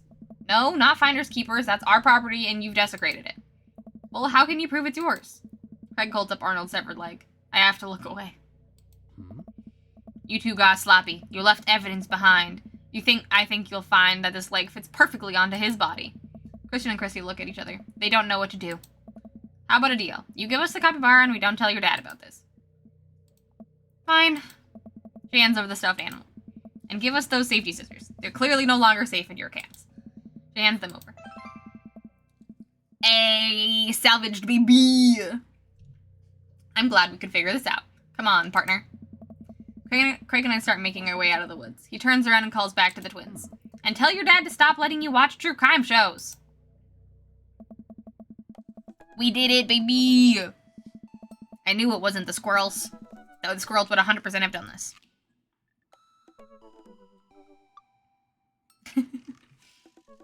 There's those freaking creepy-ass twins. With the capybara back and with its rightful owner, Craig and I shamble into a nearby diner. Exhausted from our adventure, we find ourselves a corner booth and settle in. Brunch time! That was a tough case, but we cracked it. We're different now. Changed. Did we get in too deep? Dude. It's nothing a hearty brunch can't fix. My stomach grumbles. I suddenly realize how big of an appetite I worked up. Brunch! Give me brunch! Oh. I have strong philosophies on brunch.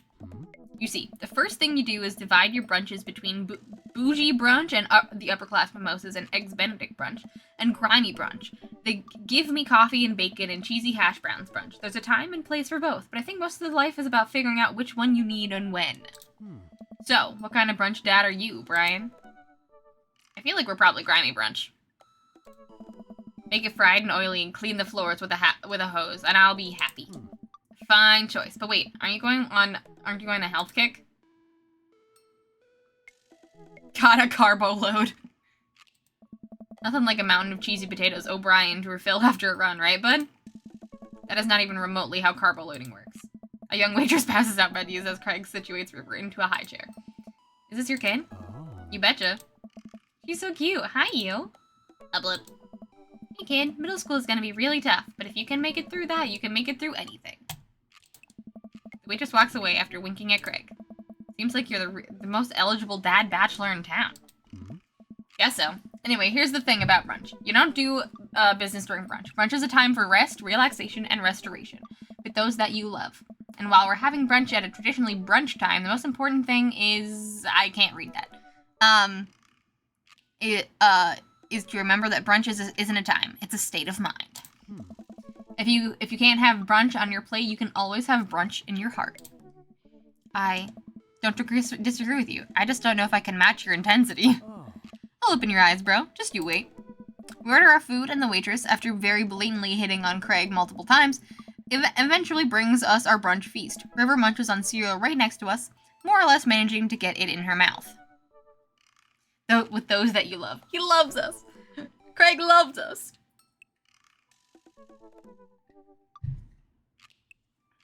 Oh. I gotta say, man, it's really great having you back around to hang out with. Things have been so busy with work and fitness and the kids, I just haven't had time to really go out and get to know people. With you here, it's like we're picking up where we left off. I know the feeling, man. Moving to a new place could have been really rough for me, especially with Amanda going off to college soon. You're making things a lot easier. Craig smiles at me. Hey. It feels really good to go on another bro venture with you, dude. Just like old times. For a while, I forgot about anything that was bothering me in my life, and it was just you and me and... More coffee? Oh, no thank you. So, do you, like, work out? Yeah. Mostly calisthenics, but I try to lift as part of the regimen. That's so cool. I've been looking for a workout buddy, you know? I wish I could help you out, but I'm enjoying brunch with my workout bro right now. Hello. Well, If you change your mind. Waitress slides a folded note to Craig and walks away. Craig makes a face as he reluctantly puts it in his pocket. We can't take you anywhere, can we? Well, it's a blessing and a curse, isn't it? The next time we hang out should be in the middle of the woods, where people can't interrupt us. And also maybe in some different woods than the ones where the little kids like to vivisect things. Craig laughs. Man, remember all our camping road trips back in the day? Joshua Tree, Yellowstone, that was the best. Everyone literally needs to stop flirting with Craig. Can't you see he's on a date?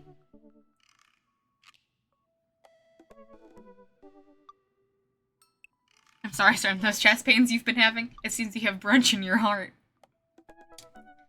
That was the best. I'd give anything to do all that over again. Dude, we should go camping, do a camping weekend. Oh. I don't know, bro. I'm an adult now. I have all these adult responsibilities. I don't think I can just drop... I don't think I can just drop everything to go hang out in the woods for a few days, you know? Come on, dude. If we plan things right, we can do this. Craig, don't you ever do anything for yourself? Craig stares into his coffee mug. I don't know. Of course I do. Yeah, like what? Oh. Sometimes I let myself have 1 scoop of vanilla ice cream before bed. But if I didn't meet my only if I didn't meet my caloric intake for the day. Hey! It's a Grimulkin raid! Hello, little Grimulkin! Welcome on in. Hello, hello, hello. Thank you so much for the raid. I really appreciate it. Welcome on in. How was your stream? Hello, Magnus. Hello, Seraphim. Hello, little Grimulkin. Hello, hello, hello. Yes, welcome, welcome, welcome. We are, in fact, dating dads. We're dating Craig, to be specific.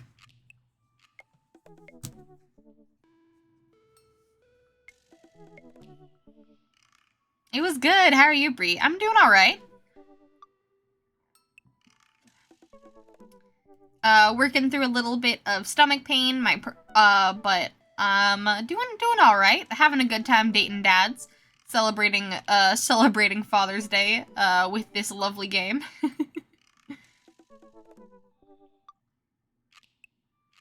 You made it sound like Craig is a category of dads.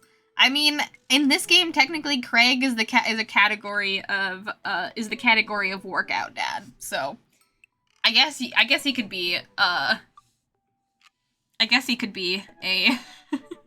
a category. Every dad is either a Craig, a John, or a Manny. It looks like in this game, every dad is either a Craig.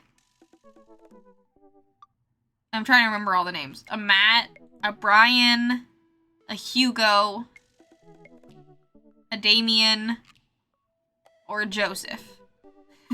Or a Robert. There we go. I'm sorry to hear that. Thank you. It's been a little rough pain-wise recently, but you know, we persevere when we can, and we take care of ourselves when we can't. Hugo is a good name, isn't it? Isn't it? He's a teacher that loves literature, and eventually we will date him as well. We will keep doing parallel universes where we skip the prologue and just go right into dating dads eventually.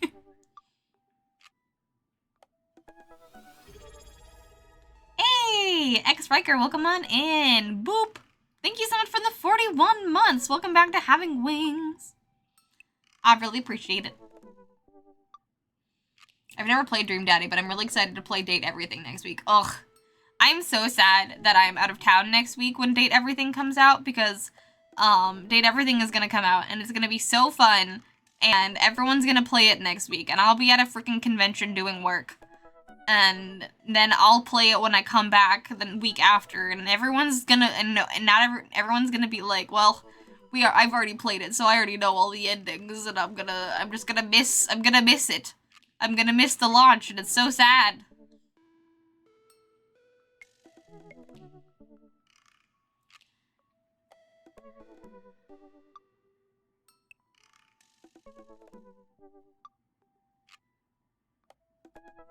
Oh no, I can't play video games because I'm at a con.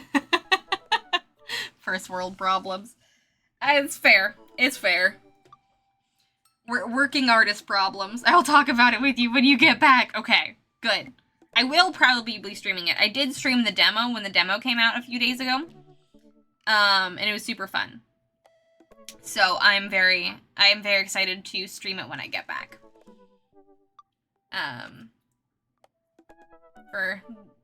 It'll either be the last Thursday or Saturday in June. One of those two.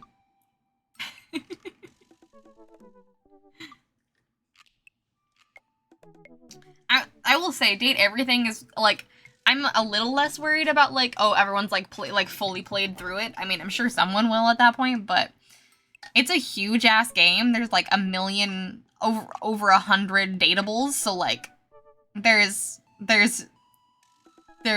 room to grow and discover, I think, even a week later.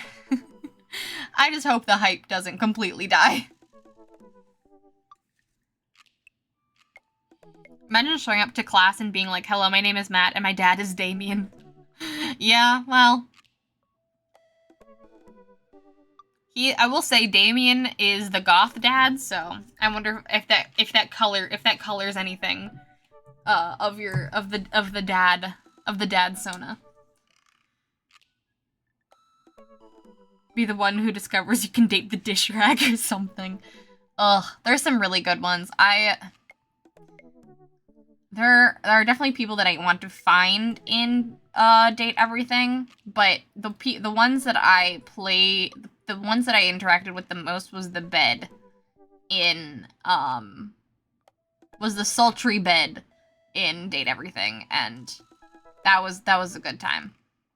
I was really excited to talk to the cat clock, but then the cat clock was a little bitch, so that was sad.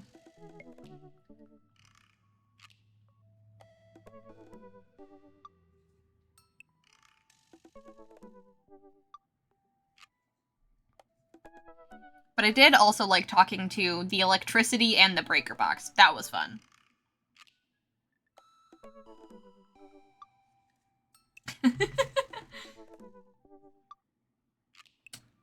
Well, you've heard it here first, Little Grimalkin. The cat clock is a fucking bitch.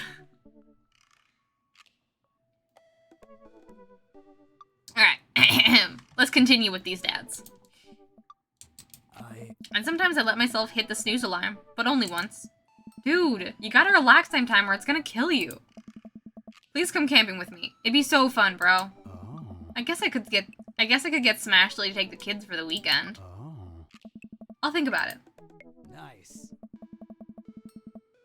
Don't go near the cat clock. Got it. I mean, you can. If you like a cat boy that is mean to you, and super snooty, you are welcome to do it. But he is a little bitch. I'm coming out strong in favor of strict aesthetic restrictions on dads. Government-mandated sandals and socks for all dads. If you are a dad, your entire vibe has to change. You've heard it here first, folks.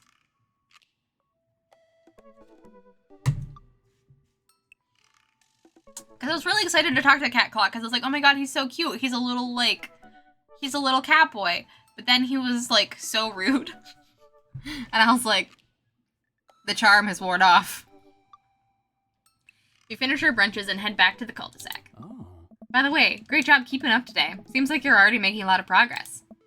Ha, I'm probably gonna need a little bit of recovery time after this. Tell the girls I said hello. Bro. I will. See ya, Brotective. No kisses. Rats.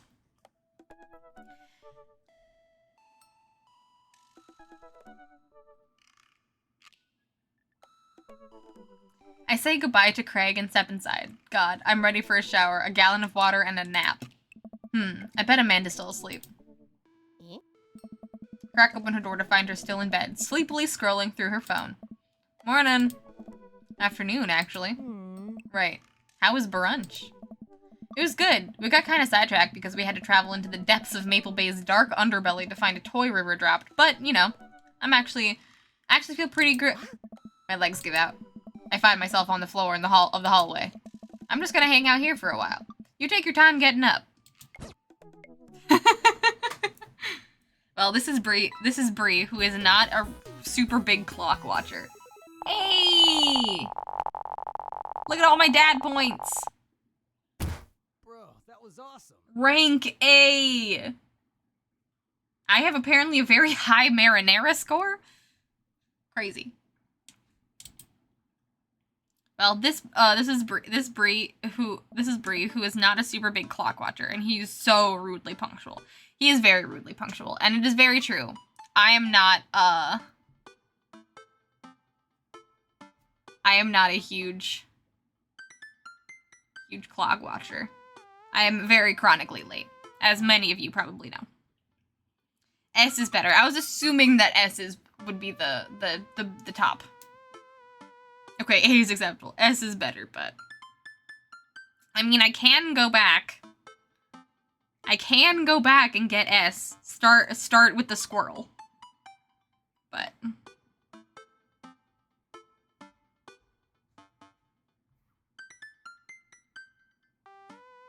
I guess the squirrels just get you to the kids faster.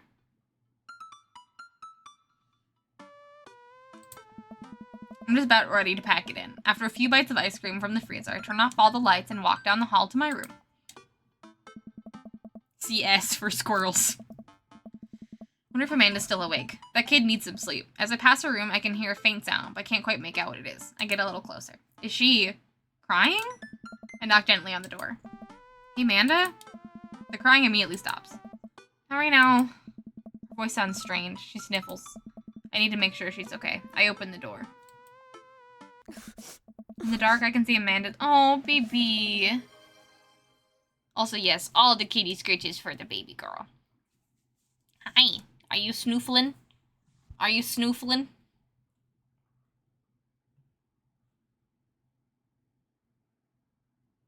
Are you going around snoofling? In the dark, I can see Amanda's outline in the middle of her bed, knees hugged up against her body. Oh, baby. Is everything okay? I don't want to talk about it.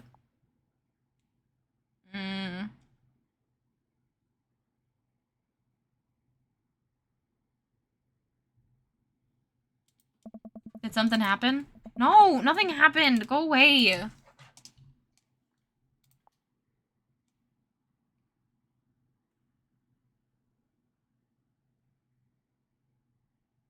I don't want to leave her alone. My dad instincts.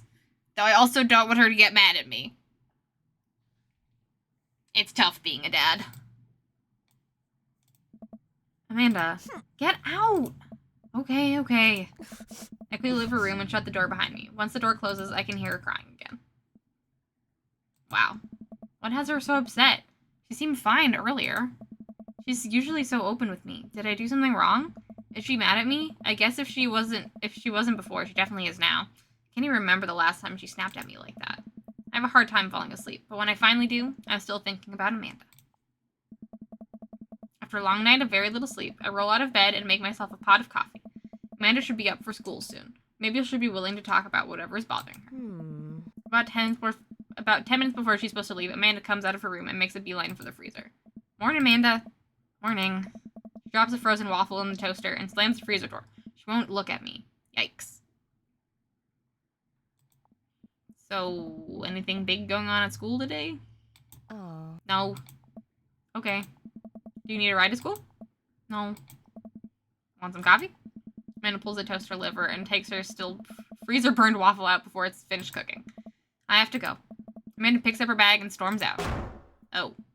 Okay. I haven't seen her act like this in a long time. It's usually short-lived, but it always hurts. Hopefully this blows over and things are back to normal soon.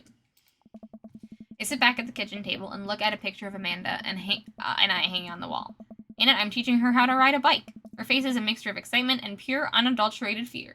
I remember how determined she was. Every time she would fall off and scrape her knees, she would get up and try it again. Finally, I had to stop her because she was bleeding everywhere. Then, when she started to cry because she didn't think she needed bandages and wanted to keep trying. As I put the bike away, she stood at the middle of the street and screamed.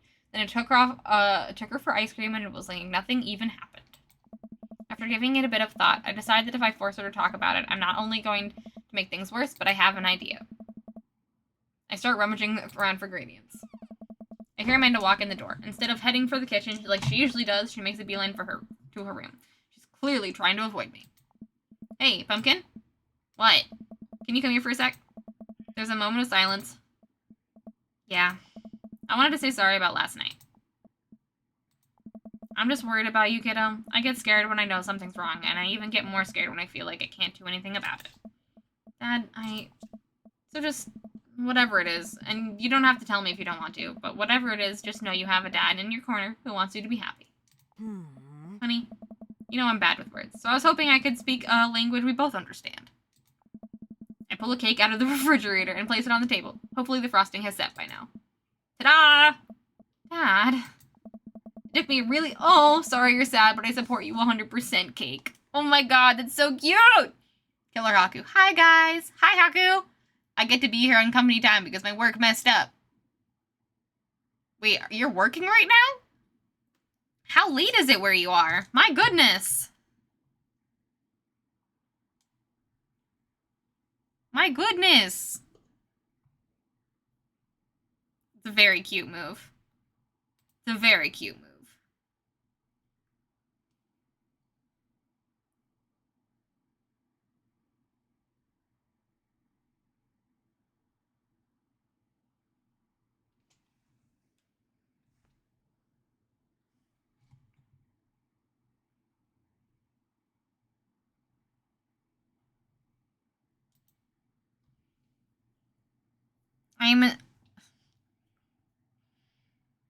I'm in the work kitchen because I can't have phone on the work floor. Oh, it's a night shift. Oh. Okay. Well, I'm sorry you can't have your phone on the work floor, but I'm glad that you're here. Thanks for popping in. It took me a really long time because I ran out of red frosting. Somewhere around sad. Had to start over, and this is beautiful. It's strawberry. Amanda gives me a big ol' hug. I grab some plates and forks and serve us up some delicious cake. So, it's really stupid. What is? This whole thing, I know I've been really weird lately, and there's just... I don't even know how to explain it. I feel like I might have to make you a chart. I'm listening. Do you want me to take notes? I guess I should start from the top. So, you know how Emma R is going to that fancy art school in California, right? No, seriously, cake fixes everything. If someone made me a cake when I was sad, every single time, everything would be better. Emma R. The one who puked in, Yes. best friend? You got it! Wow, proud of you. Anyways, ever since she got the acceptance letter, I've been feeling like she's drifting away, you know? And she's been spending a lot more time with Grace and Emma P. I just thought it was all in my head for a while, but then I found out from Rosie M that both of the Emmas, Grace and Noah, all went to a party at Mackenzie F's on the same night. They all told me they were busy studying for the Calc AB final. Yikes. So, another important piece of information is, God, this is embarrassing. I, have a crush on Noah. And, that's a thing. What? Whoa. I had no idea. I definitely didn't know that. Okay. You're a bad liar. So are you. I learned from the worst. Anyway, so the only person I told about the crush was Emma R, and she promised not to tell anybody. I didn't confront them about the party thing because I didn't want to start drama, so I just kept quiet and kept going about my business. Amanda sighs. And then one day I invited everybody out to get nachos at the mall, and after not texting me back for like 2 hours, even though none of them ever put their phones down for more than 60 seconds, they all say they're busy, like, simultaneously. So I tell them, never mind, I'll just eat nachos at home, right? But we were out of chips, and I really, really wanted nachos. Totally understandable. So I go to the mall anyway. I get to the food court, and who do I see there but Grace, Emma P, Emma R, and Noah. All hanging out together and eating nachos without me. What? It gets better. I'm standing by the escalators watching them, and I realize that Noah has his arm around Emma R, which is kind of weird, right? But then they kiss. No. Yes, I know. So I storm over there, and I'm like, hey. And Grace drops a nacho on her shirt because of course she does, and MRR just, like, glares at me. Grace, nothing is coming up. I don't know who that is. Grace is the gossipy one? I know! Grace is the one nobody really likes, or I guess that's me now. But anyway, nobody will say anything, and I'm just like, you guys suck. Which I realize is not the most eloquent thing to say, but I was very angry and really embarrassed. And I just wanted to get it out of there. So I left, without nachos, might I add, which only further contributed to this shitty day. Oh, thank you so much for the stretch and the hydrate, Caldwin. Welcome on in. We are learning all of the drama from our daughter. I will do a quick stretch and a hydrate.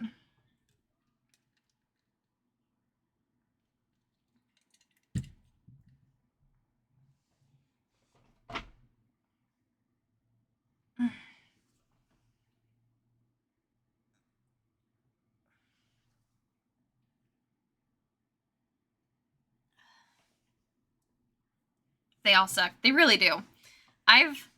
Honestly, I feel, this is such a real teenage story.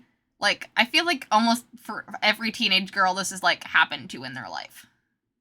Like, having a friend group, and then them all just, like, unanimously deciding to hate you for no reason. It's happened to me multiple times, so I feel for you, Amanda.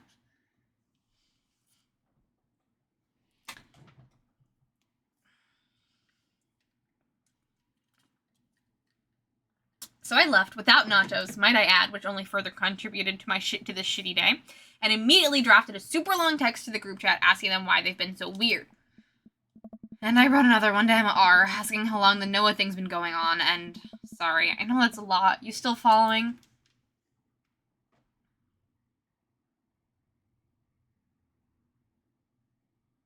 Good. Oh, okay. Oh, okay.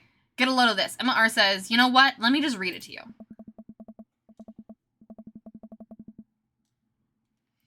Amanda pulls out her phone and reads, word for word, an arduously long string of text messages. Can you believe that?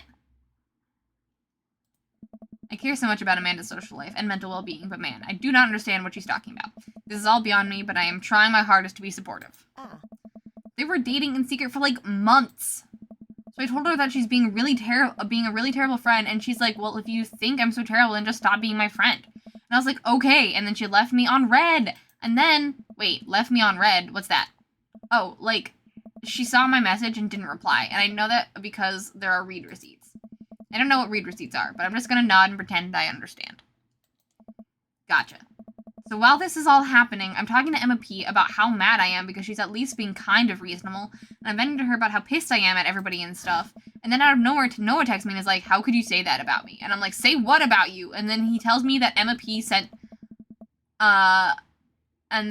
he tells me that Emma P sent screenshots of everything I told her to the group chat that I got kicked out of.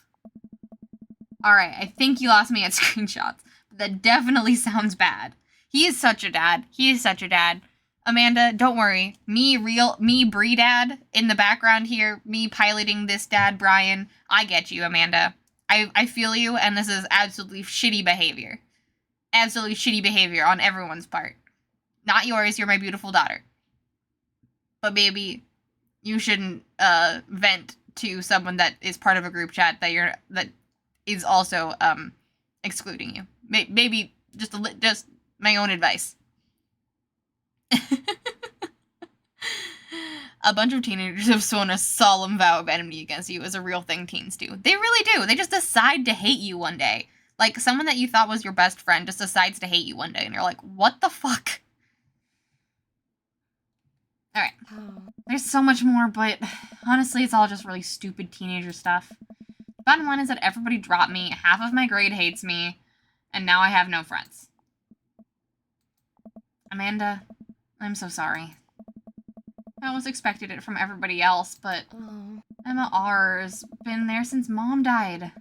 Can't believe she would just stab me in the back like that. I'm not even that mad. I'm not even that mad that she's dating Noah. I'm just upset that she lied to me about it for so long. Amanda stabs at the remnants of her cake.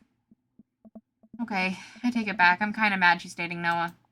Like, what did I do wrong? Why did everyone just suddenly decide I'm not cool anymore? Why wasn't I enough? Oh, baby. I don't understand. And as mad as I am at everybody, like, I miss them, Dad. Amanda looks so dejected. I almost can't take it. What could I possibly say to help? Oh no. Anyways, that's it. That's the whole sordid tale. Thanks for listening. Tune in next week for more hot gossip. Wow. I know, it's pretty dumb. No, it's a stupid thing to be upset over. Amanda, your feelings are real. Don't ever be mad at yourself for having feelings. I guess. Unless you're secretly been a robot who's been approximating human feelings this whole time. Dad, if I was a robot, I would have transformed into a monster truck a long, long time ago. But seriously, I know you probably don't want any advice, but I feel like it's my duty as a dad to bestow upon you a few nuggets of fatherly wisdom.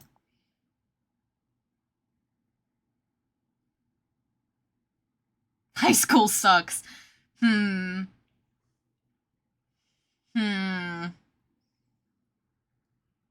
I mean, this is true, and this is true. They're all true. The thing is, they're all true, but what is good in this specific scenario? I think high school sucks. I think it's just that high school sucks. Honey, high school sucks. You make friends with people just because they're there. When you're still living in your hometown, there's a pretty small pool of people to choose from. But once you go to college, and once you get into the real world, you're going to be exposed to all sorts of people, and it's going to be easier to make friends with people who really get you. Some of those friendships can last a lifetime. I mean, look at me and Craig. And some of them only last a little while, and that's okay too. You're going to make so many awesome new friends at art school. And ultimately, I think this says way more about their character than it does about yours. Because you're amazing, and if they can't see that, well, that's their problem. I'll keep that in mind. I look down at the table. Did we just eat that whole cake? Yes, we did just eat that whole cake. Well, good talk. Amanda gets up to go to her room. Before she closes the door, she turns around. Hey, Pops. Yes? Thank you. You're always welcome. Love you, Amanda. I love you too. I love you too, Dad. Yay! Yeah, he ended up making all 3 points anyway. I was like, I think no matter what I choose, it's gonna be good. It's gonna be good. Yay! I love you, Amanda. Alright, what's Craig got up to? Hello, Amanda's dad. It's me, your friend Craig, who loves sports. I have nice and smart children who are good at computers. Aw man, great to hear from you, buddy. Feel like this is child. What's up? I am still strong. I am strong. Huh, don't I know it? Say, I've been reading up on whey protein. You use that at all? I figure that'd be, it'll help me develop a bit more muscle. Yes, I know what that is. My children are having a tea party, and they wanted to invite Amanda, but we can't find her on here. Oh, cute. Yes, we're definitely gonna do a quick break time, I think, after this message. You're also invited. Physical invitation to follow. Cool, I'd love to come. I'll let Amanda know. Thank you, Amanda's dad. Alright. I'm going to, take a quick break. Go de-water, re-water, and take care of my corporeal form. Go get a recharge hug from my husband. And then we'll be back, for this tea party and date number 3. Don't go anywhere, my dad-loving friends. Bree Dad reminds you to please go take care of your corporeal forms, because if you don't, bad things will happen. Dad tip number 103.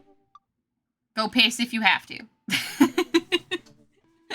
Alright, I'll see you guys in just a little bit. I hope you enjoy the art reel from last year, and be back soon for more dad dating.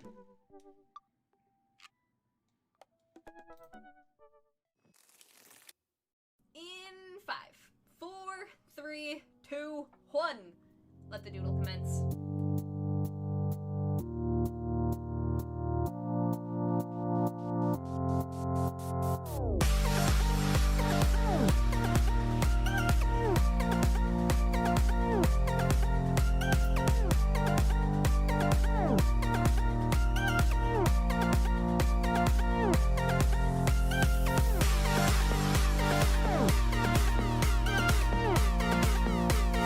As an art piece, in terms of lines and like how body work.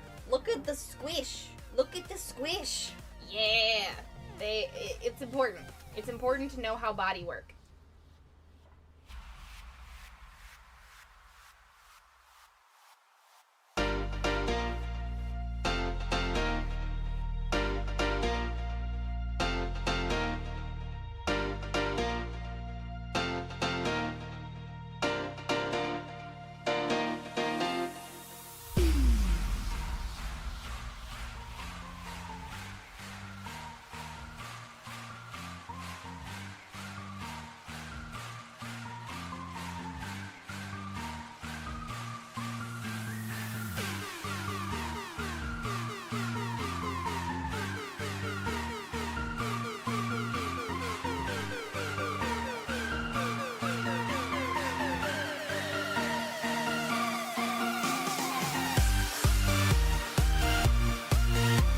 You're stimulating the economy. That's what you're doing. Cha-ching! You see, if you save your money, that dollar is going to lower in value over time because of inflation. So spending it now means you're using it for a greater value and impact than you possibly could later. See, guys, Cha-ching. Don't save any money. Spend all of your money. Cha-ching! Don't actually do that.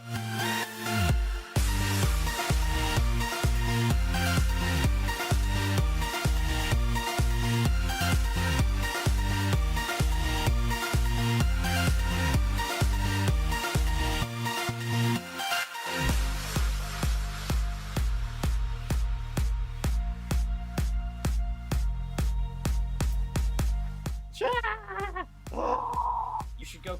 I should go check Kickstarter. Hold on. What's happening? What's going on? Is there mischief? What's happening? Oh! What? What the fuck? You guys! What? I was literally just starting to play.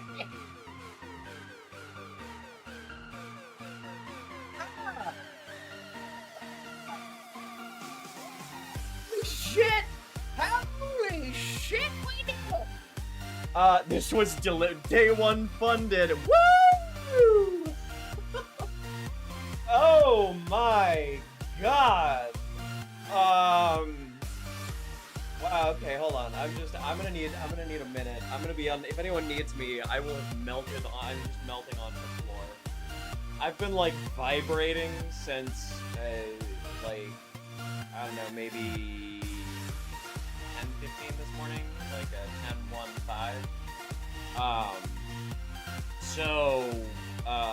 Yeah, that's a big weight off my shoulders. Anyway, that's super cool. Whoever did that, thank you. Thank you. You are excellent. So, yeah, I'm choking up down here.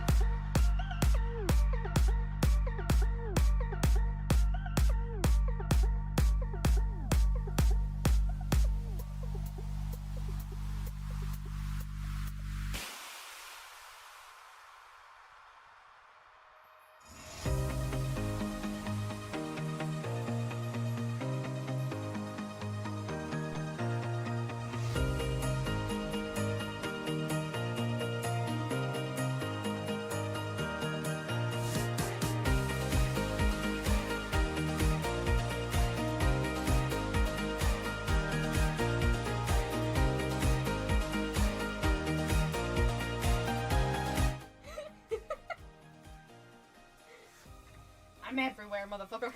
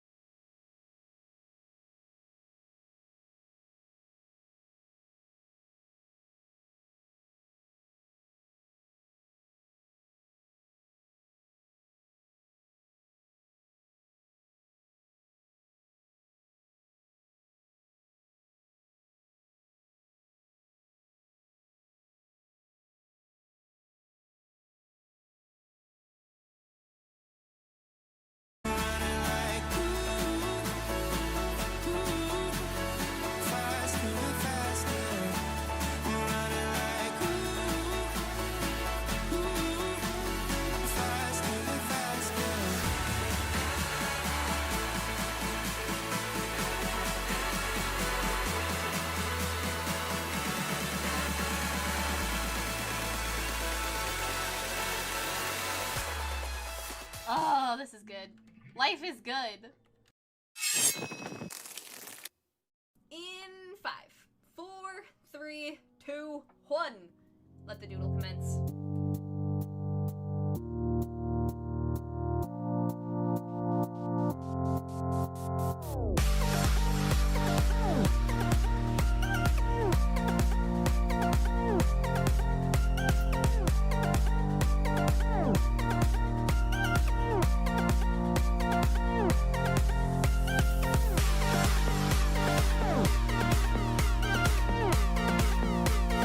As an art piece in terms of lines and like how body work, look at the squish.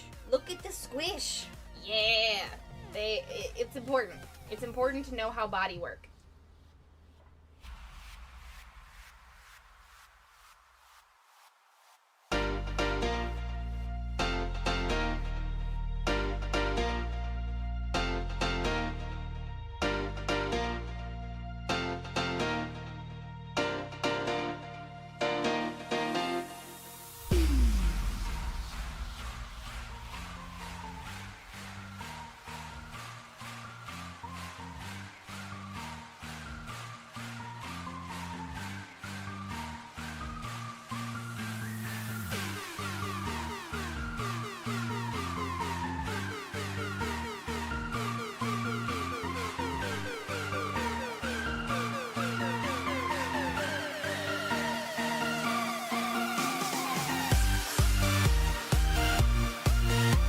You're stimulating the economy. That's what you're doing. So Cha-ching! you see, if you save your money, that dollar is going to lower in value over time because of inflation. So spending it now means you're using it for a greater value and impact than you possibly could later. See, guys, Cha-ching! don't save any money. Spend all of your money. Cha-ching! Don't actually do that.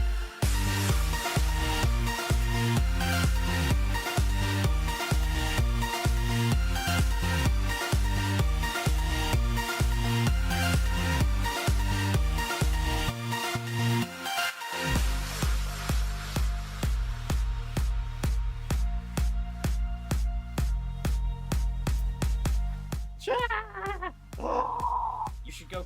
I should go check Kickstarter. Hold on. What's happening? What's going?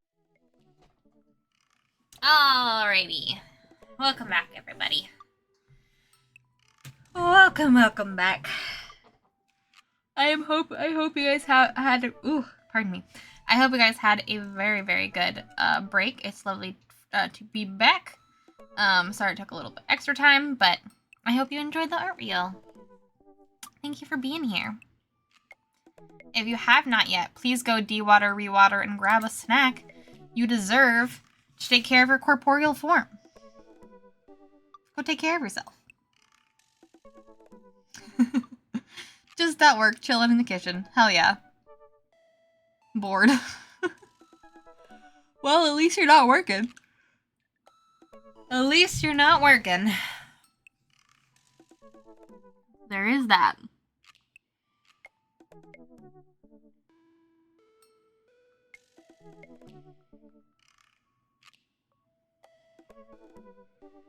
Can you believe I'm being paid?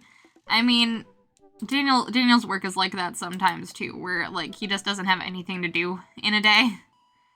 And yeah, so he just kind of plays video games all day, and I'm incredibly jealous. Incredibly jealous.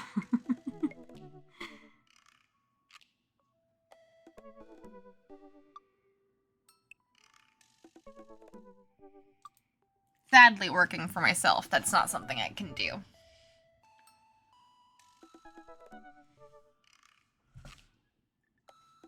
Just because someone made a scheduling error. Well, you know, that... better for you. Better for you, and, you know, it's on them. It's on them for making that scheduling error.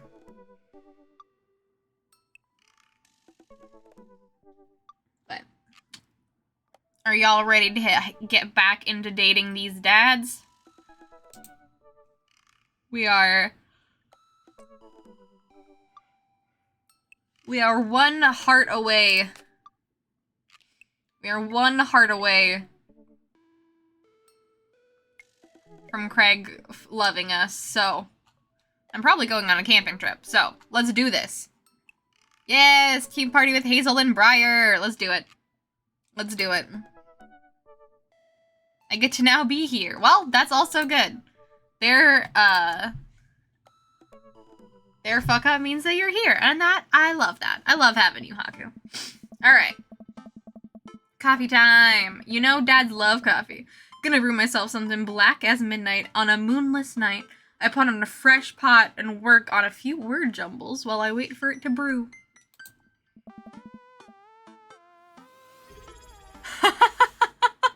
Oh, Mom. Hey, V, just want to say sorry that I didn't make you cake every time you were sad. Thank you so much for the 69 months. Nice. Nice, nice, nice.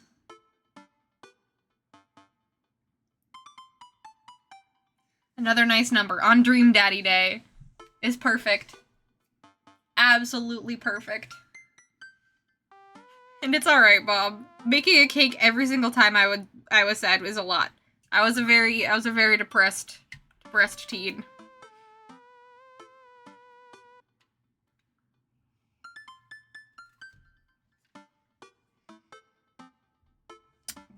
This one spells sorrow. Dad, ready for today? I'm ready for every day, sweetie. Gotta tackle it head on. No, are you ready for the thing that we're gonna do today? Thing that you promised you'd do? Honey, I already told you that I'm not gonna throw away my Tom Clancy novels. They're just stacked in the living room. I keep bumping into them and knocking them over and you don't even read them. Wait, no, that's not what I meant here about. The tea party, Dad. Nope, I don't remember that. Craig's kids. That hand-drawn invitation. Amanda walks over to the refrigerator and comes back with a hand-drawn invitation on a sheet of computer paper, inviting Amanda and Amanda's dad to a tea party.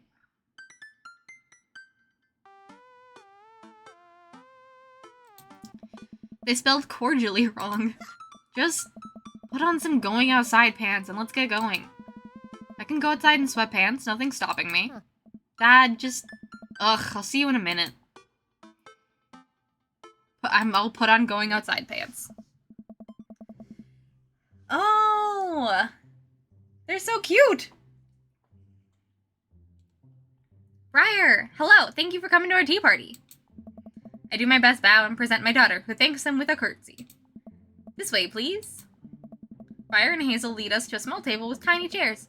Some are occupied by stuffed animals, and Matt and his daughter, Carmencita, are here too. Matt raises a comically small plastic cup at me. Hey, dude. How's the tea? Hey. The imaginary tea is absolutely wonderful. I taste a hint of lemongrass. Hello, Carmencita. Hello, Mr. Amanda's dad. Please have a seat. I sit down between Amanda and Matt. I don't think I'm going to be able to get out of this chair. Hi, everyone. I turn to see Daisy and Brian enter the backyard and take a seat next to us. Sorry we're late. Daisy made me put on going outside pants. I know, it's so cute how all the kids call us Amanda's dad. It's so cute. Amanda gives me a knowing look, and I return an obliging wink. She rolls her eyes. Is that really something your daughter had to pressure you into, Brian? I give Amanda another, even more exaggerated wink. She rolls her eyes even harder. Thank you all for taking time out of your busy schedules for some high tea. Now, if you'll all put on your designated tiaras. There are little tiaras sitting on everyone's plates. Well, except for Brian's. His is a softball helmet. Oh, we ran out of tiaras. Oh, I don't think this is going to fit me, but I appreciate the thought. Dad, you're royalty. Please act like it. Brian tries to balance the ill-fitting softball helmet on top of his head, but it immediately tumbles off and into the bushes. I'll get that later. Hey, everybody. Craig comes out with a teapot and a tray of sandwich cookies. Dad, is the tea ready? Yeah, it's been, steeping for a while now. Awesome. Would you girls like to serve your guests tea? No, thank you. We'd much appreciate our servants' help. Craig leans over to me. That's me. Craig places teacups in front of all of us and a single sandwich cookie on each of our plates. He pours some tea into my cup. Awfully fluorescent for tea. I clink my teacup with Matt's and take a sip. Oh. Good lemonade. It's tea. Hey. Right. Very good tea. I lean over to Amanda, who's happily enjoying her tea. So, what do we do at tea parties? We enjoy the splendors of upper-class society, Father. She takes a dainty bite of her sandwich cookie. Marvelous. So, the meeting of princesses has been called to order. Hear, hear. But I'm a warrior princess. I hunt and stuff and have like a really cool sword. Can I be a space princess? I'll allow it. And I'll be a rock star princess. I'm also space princess. Can there be more than one? Space is pretty big, don't you think? I changed my mind. I want to be a space princess too. Dad, what are you? Do I get to be a princess? Duh. Well, I guess that makes me History Channel princess, hacker princess, rude boy princess. I'll be a hacker princess.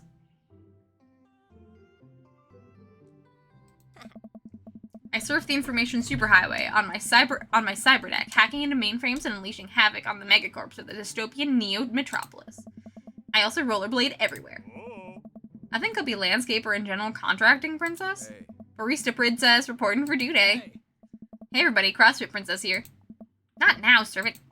If it weren't for the princess uprising, it would be you serving me. We sip tea for a little longer, and then the girls went off to fight dinosaurs as space rock star warrior princesses, I think. I know, they all love Amanda so much. I know that she says that I know that she's dealing with the fact that she doesn't have any friends, but she definitely has friends. Look at these girls that want to be space warrior princesses with her. They grow up so fast. It was like yesterday that I was helping Amanda throw her own tea parties. Did she make you a servant too? You betcha. Carmencita made me actually brew tea for hers. Pitfalls of owning a coffee shop. Pitfall, your custom blends are amazing. That hibiscus one you gave me a while back was choice. Aw, thanks. It's really nice the girls are getting along. Yeah, I'm really glad we moved on into this community. Hey. We are too. Amanda's been kind of a role model to them, you know? I hadn't even realized. And I don't even know if Amanda does either, but I guess they're right. All of the girls in the neighborhood look up to her. She seems to go out of her way to play with them. Reject catty teenagers. Embrace the D&D kids. Yes! I'm so proud of her. You better not proud dad cry at this tea party, Brian. I brought extra word jumbles if anyone wants to kill some time while the girls play. The day rolls on and the girls all get tuckered out. Amanda spends the whole day playing with them and taking their pictures, promising that she'll send them the best ones later. We all clean up and help put away the tea sets and tables. Then head out as Daisy and Carmencita fall asleep on their dad's shoulders. Aww. Take care, guys. Thanks for coming. Bye, hacker princess. You want dinner? Nah, I filled up on cookies. Me too. I'm tired. Dude, same. Playing with a bunch of little kids who all simultaneously want your attention and approval is surprisingly exhausting. But in a good way. Also in kind of a scary way. How so? I feel like I gotta be on my best behavior for them. I don't want to let them down. Is this because you still feel bad about dropping the F-bomb in front of your cousin that one time? I corrupted her, Dad. She secondhand smokes now. Well, those kids really look up to you. I'm glad they have you as a role model. Shucks, Pops. I ruffle Amanda's hair. Ugh, adorable baby. Welcome. You Alright. Come on, Craig, let's date. You know what they say about third dates? They get pretty serious. You might not have time to browse Dad Book for a while. Are you ready? Yes! Save and continue! Let's go! Let's date Craig. Let's date Craig. CrossFit princess, here I come.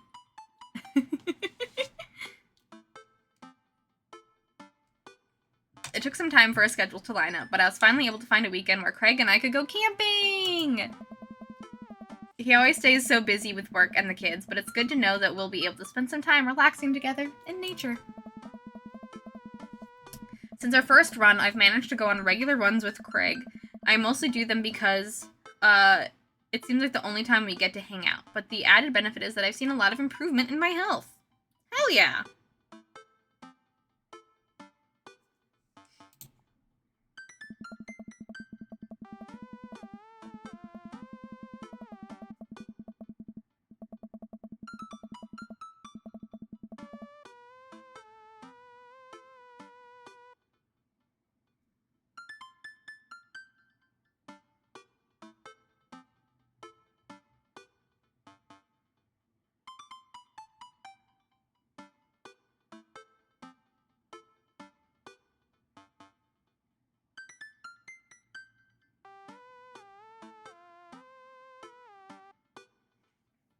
I was able to sift through the attic and find my old camping gear from college.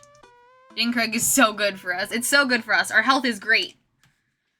Craig put me in charge of bringing the sleeping bags and the tent while he takes care of the food, so I double check to make sure everything is ready to go. Craig should be here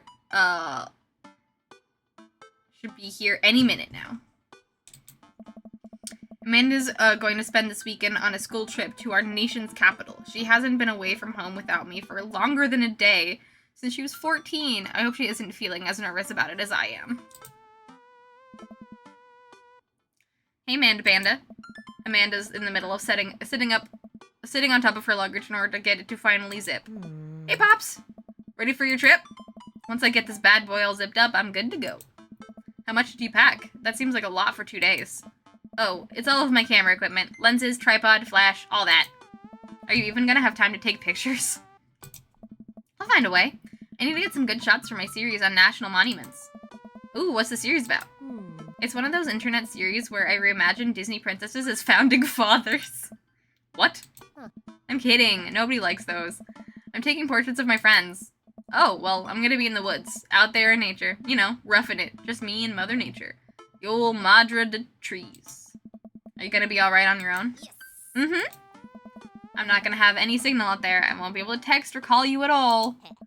Oh, it's alright. I'll be able to survive a couple days without constant updates on who just got voted off of International Haunted House Hunters. Well, I'll miss you. And for the record, Bradley was pushed down a flight of ornate stairs by a ghost. They were really beautiful stairs. Amanda finishes zipping up the big suitcase and lugs it next to the door of her bedroom. She turns around and gives me a big hug. Relax, Dadtron. I'm a big kid now. I can take care of myself. Besides, I gotta share a room with Monica Sanders and 2 mom chaperones. The most trouble I could possibly get into is falling asleep with a tub of ice cream on me. Oh, well, alright. Don't steal anything, okay? Since you asked nicely, fine. Promise. I step outside, hauling my bags behind me. Craig's already strapped some camping gear on top of my modest but stylish car. He notices me carrying my equipment and hurries over to take it from me. Ooh, okay. Do we want to flirt?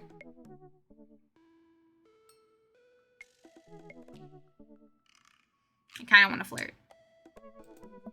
I also had a case of the vapors there.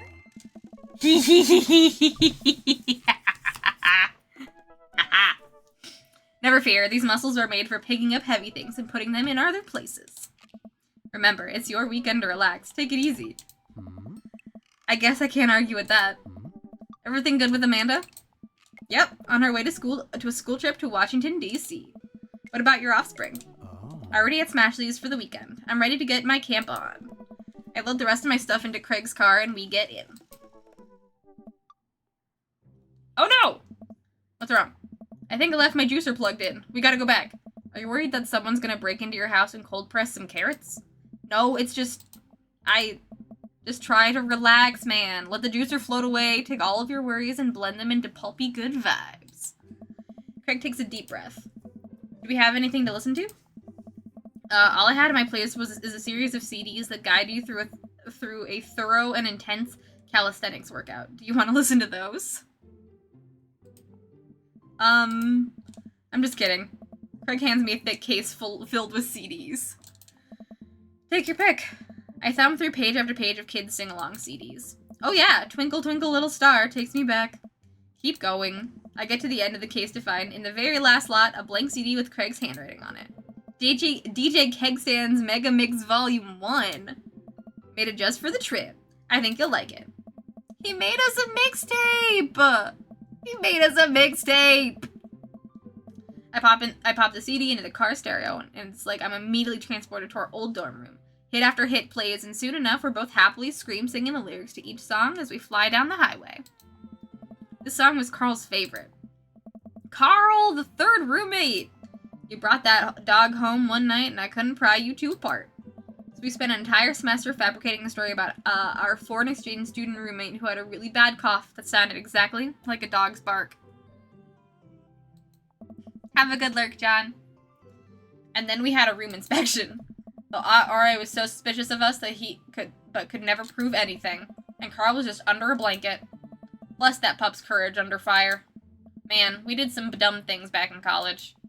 The hours fly by as we belt out tunes in whatever non-existent key our voices register in.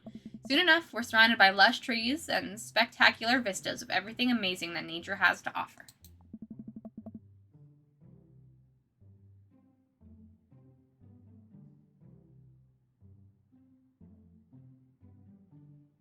It feels good to be back out here. Real good. We park our car at the entrance to a familiar trail and load up our gear on our backs. I'm thankful that I've been working on my health for the past couple of weeks, otherwise I'd be dreading all the hiking that's about to happen. Craig looks intently at his phone. Everything alright?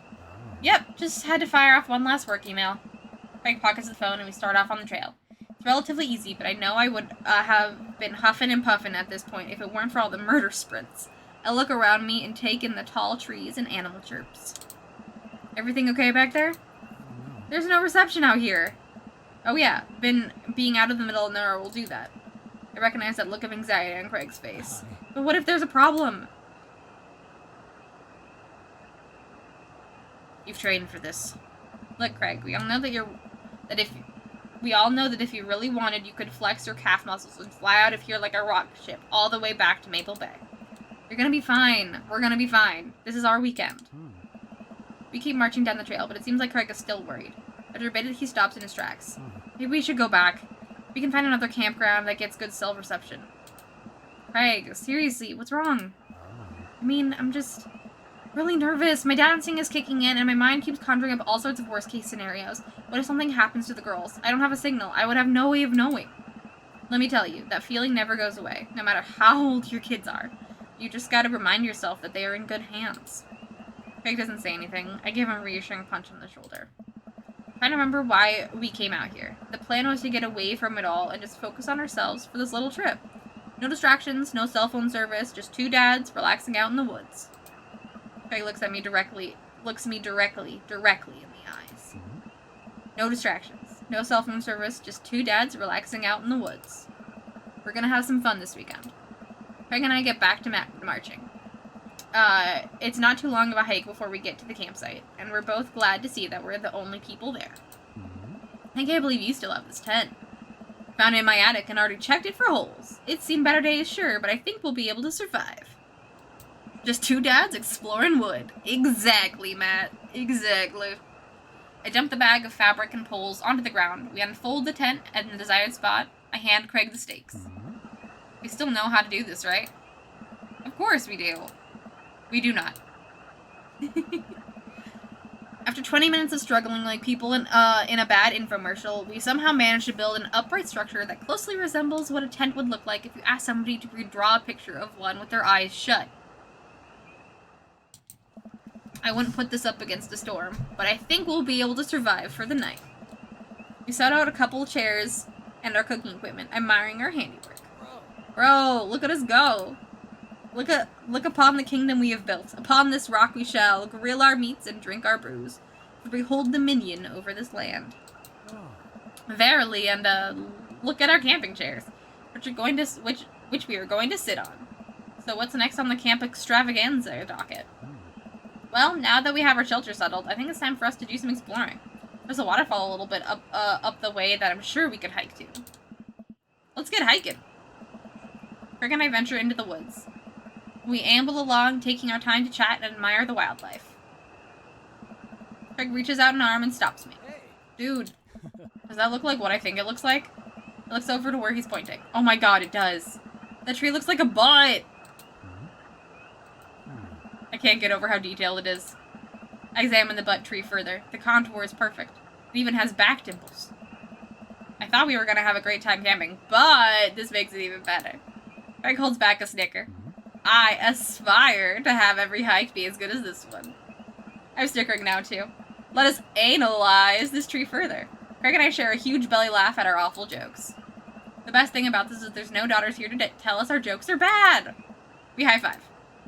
Craig and I hit the trail again. It's been a long time since we've been out here, but everything seems more or less familiar. We point out old landmarks that we remember back from our college days. I think we're getting close now. Check it out. There's a clearing up ahead. As we get closer, I can hear water running.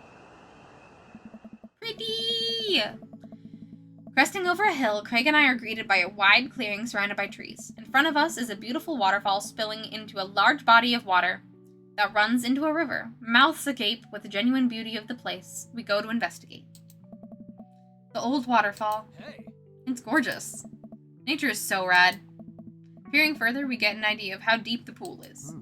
Think we could jump off of it, like the old days?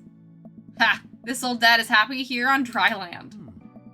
Looks like you could climb right up over there. We didn't even bring swimming trunks. What are you talking about? Craig immediately begins taking his clothes off. Wow. Hello, sir.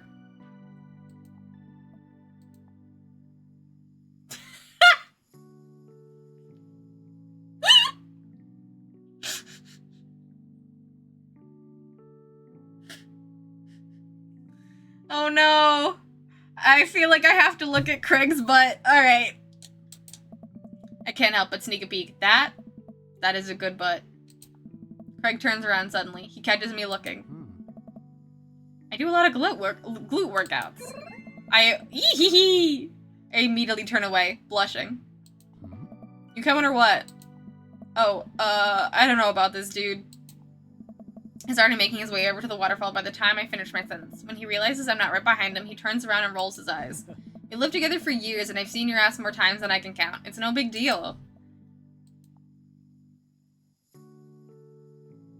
I mean, workout be having advantages. It definitely does.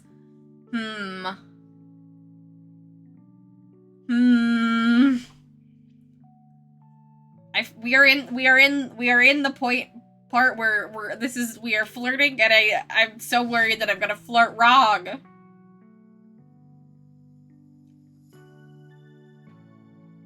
I mean, I'm thinking 2 or 3. Alright, let's do 3. They're society oppressors. Down with pants. Down with the system. That's the spirit. I take my shirt off and drop it in a pile with Craig's clothes. I put the rest of my clothes on the ground, feeling exposed. Craig and I climb to the top of the waterfall, making sure not to slip on any wet rocks. He reaches the peak before I do and offers me a hand getting up. At the top, we look over the cliff and into the tiny lake. It seems so much higher up from this perspective. Craig has always been a daredevil. He pulled some stunts in college that I'm honestly still shocked he survived. I was always the one standing on the sidelines, watching and hoping I wouldn't be bringing him home in a gurney. Man, this could be dangerous. Craig looks me in the eyes. Don't think, just jump. Craig cannonballs off the waterfall and into the lake, creating a huge splash. I'm worried for a moment before he finally resurfaces from under the water. Woo! He treads water and looks up at me. You coming or what? I don't think. Just jump. How are you supposed to just not think? I'm pretty sure that's not physically possible. My toes grip the edge of the rock. The water looks so far away. Don't think. Just... I run off the edge, trying to do my best cannonball. Somewhere in the middle, it turns into a really graceful belly flop. Ooh. I hit the water with a loud slap. I resurface to find Craig giggling. I rate that belly flop a solid 8 out of 10. Your form was lacking, but your heart was in the right place. I playfully splash water at Craig. Are you sure about that? I splash him again. You've given me no choice. Craig splashes me in the face with a huge wave of water. You've awakened the beast! He launches another wave of water at me. Don't you put me in the corner here. Don't put a wild animal in the corner.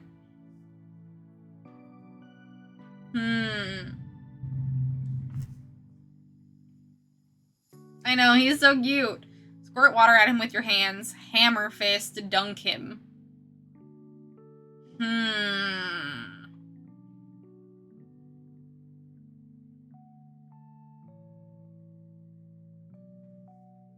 What do you guys think? I'm thinking either Hammer Fist or Dunk Him. I'm not sure if Dunk Him is like a little too far, so I'm leaning towards Hammer Fist, but so far 3 has worked very well for us.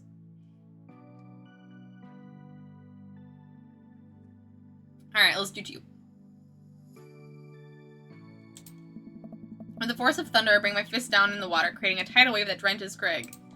Good one! Oh. But I think I can do better.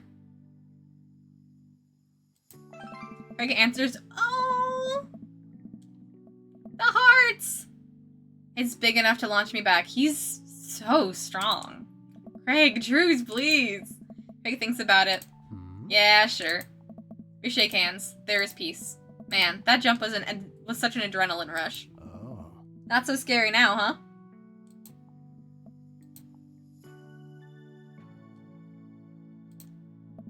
We run all the way up to the slick rocks and cannonball off the waterfall again. What a rush! Good form on that one. Wanna go again? I feel like I should just keep going. With the same energy we had in our youth, we climb back up the top of the waterfall. I'm brave enough to try a flip, which I'm sure looks incredibly graceful as I belly flop into the water. Phew, man! This is fun. Got one more in you? I'm just gonna keep going. I live for danger! It takes us a little more time, but we get to the waterfall and both do our best running jumps in the water below. Alright, I think that's my limit. We should get going before it gets too dark. Are you kidding? I've never felt more alive. Alright, bro, you sure? It's my time to jump. I scurry up the rocks once more and do another classic cannonball. Wow, this is so fun! I'm getting kind of cold. Want to go back to the camp now? Alright, we should go. Nice. I'm done. We should probably head back. We go to put our clothes back on and notice that they're soaking wet. Maybe a splash fight wasn't the best idea. It's okay. We'll get a fire going in no time. We can dry off and get some dinner going. Stopping wet, we're just naked. Stopping wet, we hike back to the camp and unpack everything we need for dinner. Oh no! We're just naked! And unpack everything we need for dinner. Craig pulls out a couple of steaks and some chopped potatoes and tinfoil. Oh. You ready for a feast? Hey man, take a seat. The Craig train is pulling into the relaxation station, and I'm your conductor. Let me cook for you. Absolutely not. Cooking is the thing that relaxes me the most. I'll take it from here. Craig cooks now? I remember how his entire sophomore year diet consisted of microwavable mac and cheese and not microwaved, and have trouble believing the thing he just said. What the fuck was that sentence? How convenient. At least let me start the fire. Sure, let me just grab my matches. Craig reaches into his backpack. He rummaged around in his bag, pulling things out and checking every pocket. Uh-oh. Huh. I know I packed it. Craig checks another bag and still can't find it. My stomach grumbles and I'm more acutely aware how cold and wet I am. Really need to get the fire started. Okay, well, it's not the end of the world. Oh. Gosh, I'm so stupid. I could have sworn I packed it. I'm sorry, dude. Don't be. We can figure this out. We can start a fire. We're smart guys. I mean, how hard could it be? I've watched plenty of survival programs on TV. If a naked reality TV star can do it, so can we. We'll need some wood. Adjust through the trees around us. I don't know. There's no shortage of that. And some tinder. Oh. We can make that work. And then I think some ancient aliens are then supposed to come by and give us advanced technology or renovate our house. Depends on the show. Craig and I gather a variety of wood, bark, and moss until we have all of the materials that could conceptually make a passable looking fire. Oh. Just add fire, right? That's the fun part. The sun is just now setting and a cool breeze rustles the leaves of the trees around us. We have to work quick. I've done this in the past and I know I can figure it out. Just give me a second. Any way I can help? Oh. Give me some moral support. Lift my spirits and we'll make this fire happen.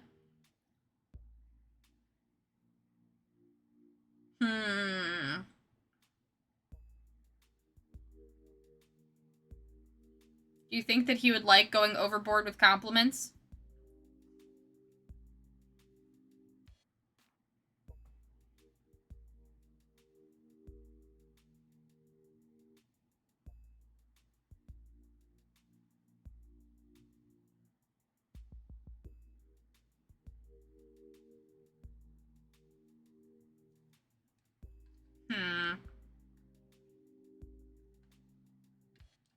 I mean, you can do it is pretty good. I feel like never knew a better Craig is kind of weird, but yeah, let's just do number 1. Let's just vibe.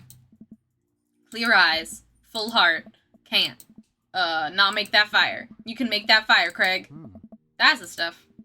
Eventually, yay! Craig is miraculously able to get something going. He blows on the embers and gently places the glowing moss into the base of the pit. Soon enough, we have a nice little fire going. Way to go, man. We're regular old outdoorsy fellas. Oh. Hooray for not dying! I take a seat in one of the lawn chairs Craig brought and cozy up to the fire, warming my hands. Relax, man. Take it easy. Let me handle the dinner. I watch as Craig stokes the fire and sets up a makeshift grill for the steaks. After all that hiking and swimming and fire starting, I'm able to relax a bit. The sound of crickets and the scent of steak filling the air, I actually feel pretty calm. I love that they brought steak. Craig expertly sears 2 steaks in a pan he's been heating up on the fire, cracking thyme and crushed ginger over it while basting them both in butter. Wow, I didn't know he was actually good at cooking. The fanciest I ever saw him get in college was when he started sprinkling the seasoning packet on dry ramen and eating it straight up. When did this happen? I used to eat cereal every morning with beer instead of milk. I grew up, I guess. I think these are just about ready. Craig puts the steaks onto a paper plate and sets them aside. I start to reach for one, but Craig smacks my hand away. Oh. Dude, let them rest. It'll be more flavorful that way. I patiently return to my seat, eyeing the steaks longingly from a distance. They smell incredible. Craig prepares a side salad for us in the meantime, sprinkling feta cheese on freshly chopped greens. He plates it next to a generous pile of roasted potatoes covered in olive oil and rosemary. Once it's all ready, we sit down by the fire and dig in. Everything taste okay? I'm in heaven. That's what I like to hear.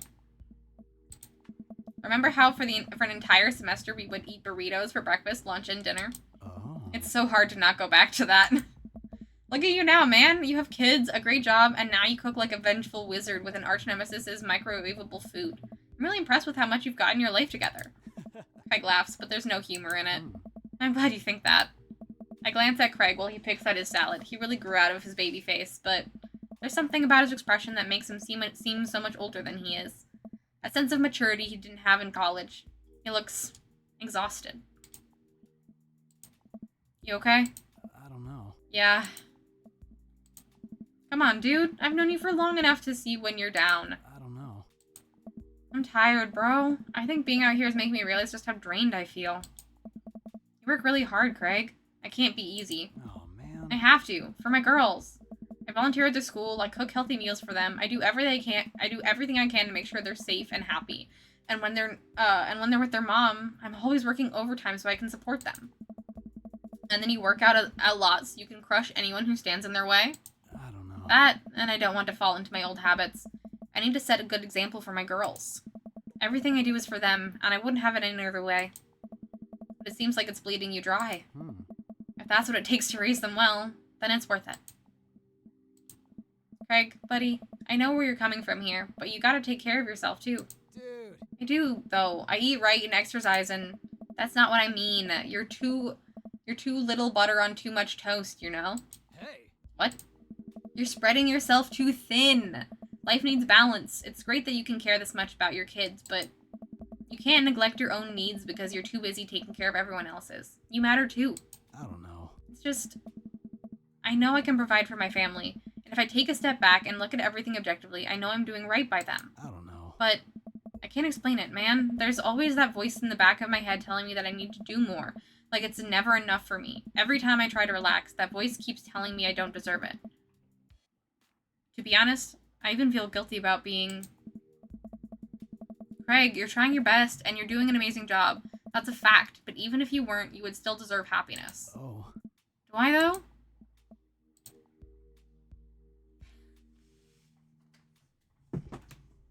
Ooh. Do we friends? Is bro a friend zone? Is bro an endearment? Or is bro a friend zone? Oh no. Is it love or is it friend zone? I don't know. What does bro mean? Alright. I think it's a term of endearment. I think it is. I think that's how men communicate. We'll see. Oh, yes! Yes! The eggplants! I look at Craig and think about what a good friend and even better father he is. He's compassionate, he's hardworking, he's relentlessly positive, he encourages everyone to be the best version of themselves, he makes me want to be a better person. It is how Craig communicates, that is true. If you could only see yourself the way I see you. Oh. Craig beams. He gets up and walks over to his supplies. Oh. Come on, I brought dessert. Oh, are you gonna use the campfire to torch the tops of some creme brulee? Oh. What? I know little to nothing about cooking. Craig pulls out marshmallows. Hey. Well, you still know how to make s'mores, right? I think the more important question is, do you know how to make s'mores? As I recall, you used to just completely blacken the marshmallows. Oh. Oh, I stand by that. It's charred on the outside, but the gooey center is preserved. Brutish. Craig throws a marshmallow at me, and I catch it in my mouth. Hmm. Pro move. We used to be able to do that at a great distance against a wind disadvantage. Give me a week of practice, and I'll be competitive again. True bromance, very much so. Craig and I sit in the warm glow of the campfire, watching embers float up towards the sky. The stars are so much brighter out here. Yeah. I miss this, Brian. Me too. We stay here until it gets late, half remembering stories from college. We watch as the fire dies and eventually clamber into the tent. We crawl into the tent and I unfurl my sleeping bag. Wait, where's the other sleeping bag? There's only one bed! There's only one bed! Oh no, I must have left it at home. It's all yours, dude. I'm sorry. I'll just curl up over here. No way, here. Craig unzips the sleeping bag and spreads it out so there's enough room for both of us to lay on top of it. Only one sleeping bag. There's only one bed. Oh. Night, bro. Good night, bro. I roll over and we face away from each other. Without a blanket, it's really cold. I shiver, and without realizing it, I find myself nestling closer to Craig. I'm sure he won't mind. He turns over and I can feel his breath on my neck. It's hard to focus on anything else. I turn over, trying to get more comfortable. I open my eyes to find Craig's face only a few inches from my own. For once, he looks at peace. His eyes flutter open. His hands find a place on my waist. I'm not sure who leans in first, but suddenly we're kissing. Yes! Yes! Yes! We look at each other again, my heart racing. Craig, Oh man. I got strong feelings for you, bro. Feelings I can't deny anymore. Bro, me too. I run my hands through his hair, then down to his chest. Craig brings me closer, wrapping his arms around me. I feel so secure. You know, talking about old times is fun, but I like making new memories with you. I smile, tracing the lines of his hip with my finger. We kiss again. I'm not worried about us getting too cold tonight. Yay! Date complete!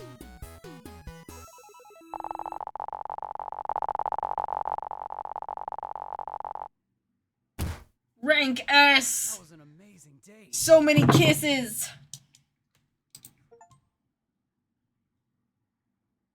Things just started heating up in that tent. I love how much you love it. It's just so fun. I love good romance tropes. It's just so fun.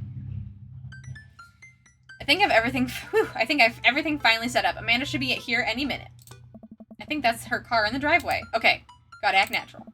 Be cool, Brian. Be cool. Amanda walks through the door with a suspicious look on her face. S-tier date!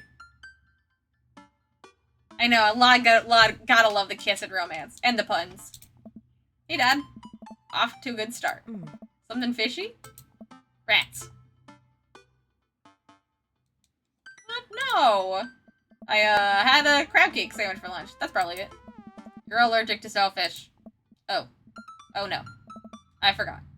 Again. Dad. Oh gosh, I'm gonna be sick. What have I done? I'm kidding. You're right. I have a little surprise for you. Ugh. Yeah, I can tell. You're really bad at lying. Amanda, my dear, would you care to join me in the kitchen? Father, it would fill my heart with glee. Be cool, I did not make out with my bro in a tent. Now I can go to bed too, alone. Sighs. Have fun all, and good luck, Brian. Good night, Lemon. Have a very good sleep. Thanks for hanging out. I lead a man over to the kitchen table where a present lies covered under a tablecloth. It's nothing special, but I wanted to get you a little something. You graduated high school last week. Oh my gosh, congratulations! I know you told me not to make a big deal out of it, but... Aw, Dad, you... I dramatically whip the cloth off the table. Amanda's jaw drops. No way! I figure you probably won't be able to get cable in the dorm, so I thought it'd be nice to take a piece of home with you. A DVD box set of Long Haul Paranormal Ice Road Ghost Truckers! This is all 19 seasons! And bonus material, including commentary with actual ghosts featured on the show. Dad, I love this. Thank you. She gives me a big hug. I'm glad you like it. Hey, you want to hang out with me in the backyard for a bit? The old pigskin or something? Totally. I follow Amanda to the back door. What? There's men back here. You told me not to make a big deal, but you seem to have forgotten that my entire mission in life is to make a big deal out of your accomplishments. So consider this your graduation party. Surprise! Dad, everyone's here. Well, yeah, everyone wanted to come and support you. Is that a mac and cheese bar? Sure is. Fully customizable, down to the type of mac. And there's an ice cream cake. The good kind with the crunchies in the middle. I don't know what to say. Don't say anything. Just go have fun with your pals, alright? I'm so proud of you, Amanda. Amanda smiles and runs to her friends. I should make the rounds to make sure everyone's having a good time. But first, mac and cheese. Brian! Brian! You made it. Ha! I don't pass up on good mac. What do you think of the party? It's not bad. Just not bad? Yeah, it's not bad. Don't let him bait you. Don't let him bait you. Thank you for the lovely compliment. Daisy trots up. Hi. Amanda's dad. Hey, Brian's daughter. See? See how that feels? This is a really great party. Thanks so much for inviting us. You're very welcome, tiny child who knows how to pay a compliment. Brian and I lock eyes. This isn't over. Looks like you've settled in this neighborhood quite nicely. Yep. Couldn't ask for a better cul-de-sac. I like how the focus is actually on Amanda and the children and not just on the romance. Me too. I really, really like that, at the heart of this game, it's really, being close with your daughter and giving her support, versus, like, romancing other dads, which is what you can do, but, like, Amanda's the most important person.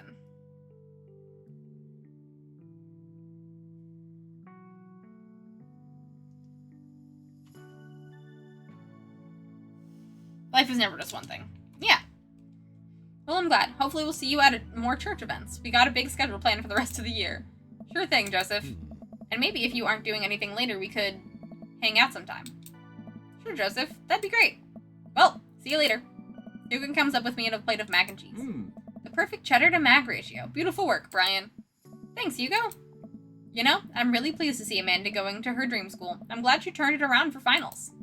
Me too. That scholarship money will really help. Amanda walks by and pretends not to see Hugo. Amanda, come say hi to your old teacher. Hey. I love that she went by so fucking quick. Congratulations on graduating. I know you're gonna do great things at art school. Yeah, thanks. Amanda starts to back away. Wait, I just realized that you're not my teacher anymore, so I don't have to be afraid of talking to you. You no longer hold power over me. You're right. Go forth, adult. I can no longer give you detention. Yeah, I'm gonna break anything I want, and there's nothing you can do about it. Are you still mad about that time I gave you detention for breaking my globe? Nope. Oh. And I'll have you know that the globe didn't even fit through the basketball hoop in the first place. So, she'll fit into college just fine.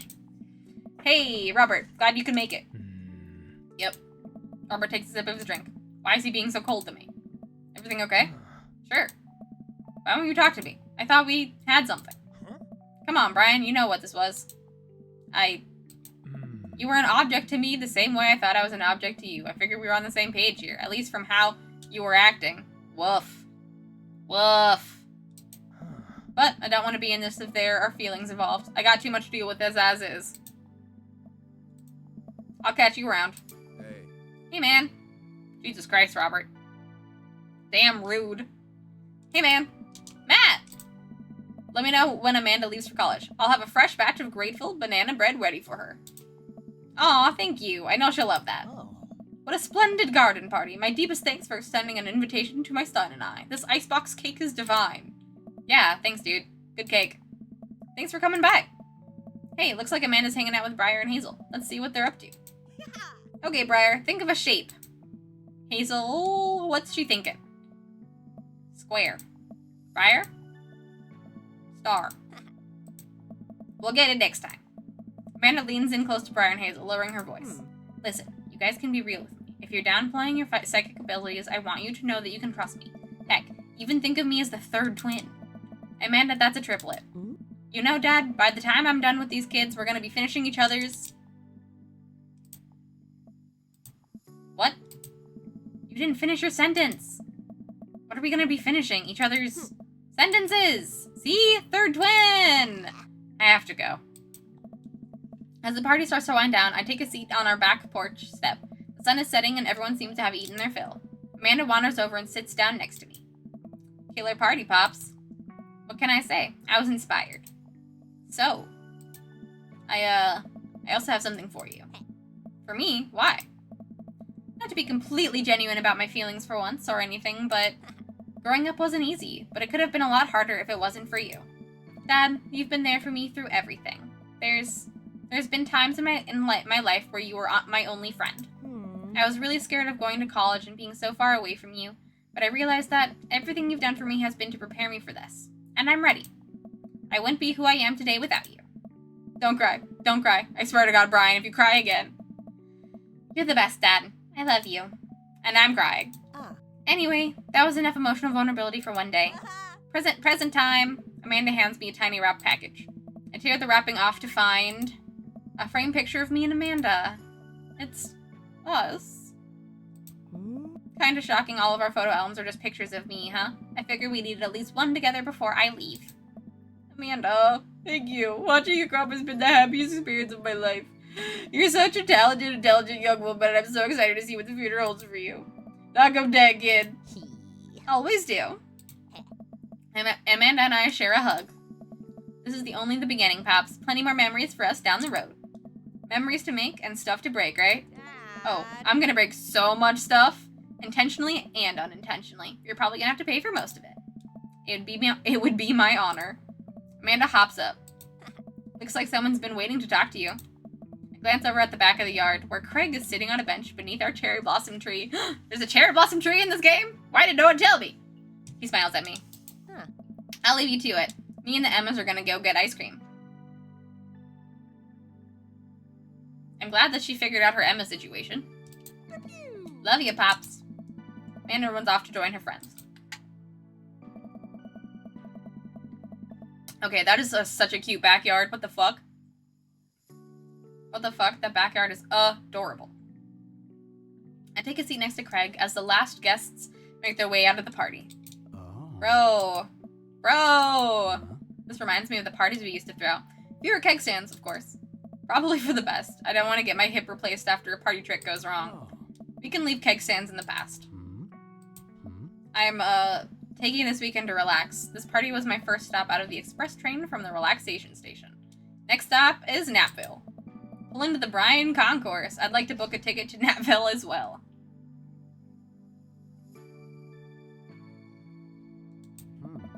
I might have to beat you halfway at eating food directly off of your own stomach, town. We both giggle, but man, do I just want to pour some chips on my belly while I hang out in a hammock. I think we get the resolution to the Emma situation if you date more dads and get more bonus scenes. We skip some stuff by speedrunning. Yeah, I kind of was expecting that. There was like, I feel like the game expects you to kind of date around and chat with more people and have more storylines. And I assume that this party, you wrap up all of the storylines that you have with people. But we did kind of speedrun. Because that's just a little bit faster. But, you know, we'll piece it together. Every time we speedrun, we'll just piece it together a little bit.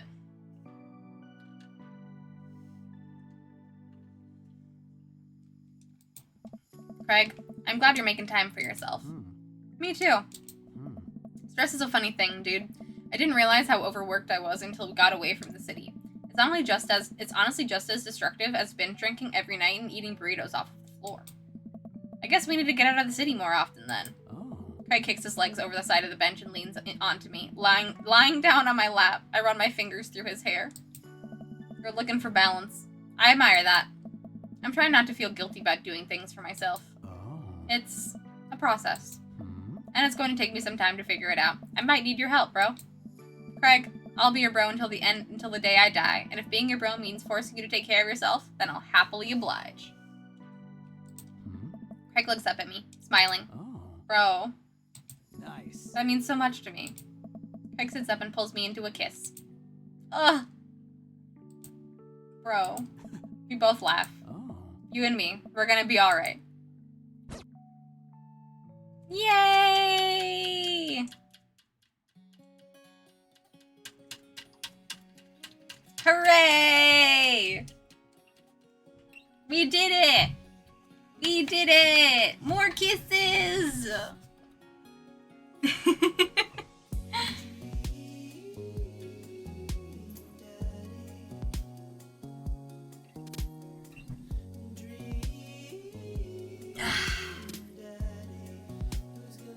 We did it.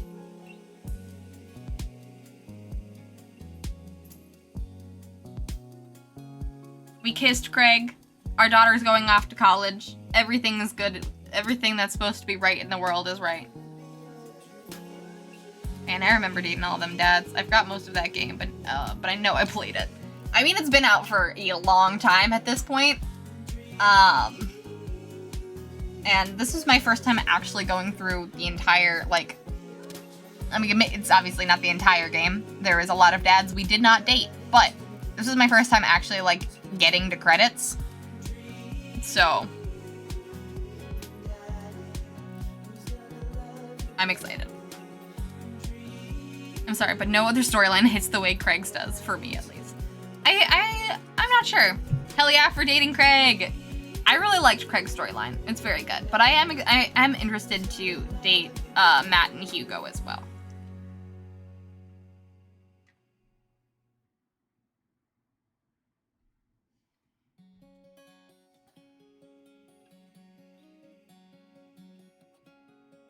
Hell yeah for dating Craig. We did it!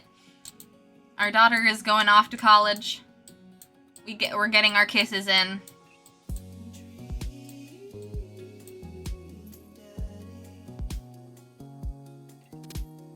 Oh my god! Oh, that's so cute. That's the picture we got from Amanda. I'm so excited. That's adorable.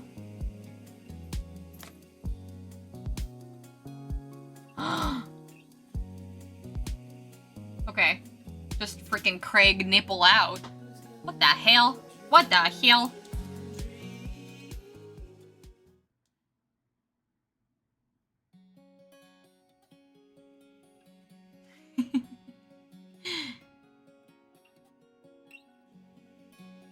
Look at all those dads.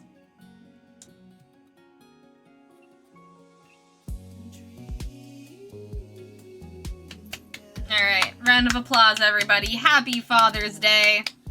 Not only did we date dads, we were a good dad to Amanda. And that's what's important. Not only is it about kissing your fellow dads, it's also about being proud of and being a good dad to your kids. Because that's what makes you a dad. It's rude to ask people about their mysterious hand tattoos. I can spam the Discord with all the Craig fan art / fan comics I've had. If you want to, go for it. Absolutely go for it. Spam related to the stream is always welcome. Oh, well, hell yeah. I hope you guys had a very good time. This was awesome. I am glad that we finally got to finish our, our Craig run in Dream Daddy a year later. Whether or not we play this before next Father's Day, we will definitely be playing it a year from now and doing a completely different run. I will probably do, a completely different run to, from the beginning. So, and maybe we can get all 3 dates in one stream. I feel like it'll be kind of hard because we got like 2 dates in one stream and it's like 3 hours, but like, we'll see. We'll see. But I am losing steam here a little bit. I was able to power through this stream, which I'm very glad that I did, because I really, really wanted to play Dream Daddy. Hey, it's been a Saturday. It has been a Saturday. It has been a Saturday. Yeah. I'm losing steam a little bit. I should go eat some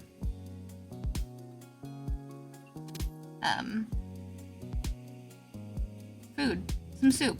Yeah.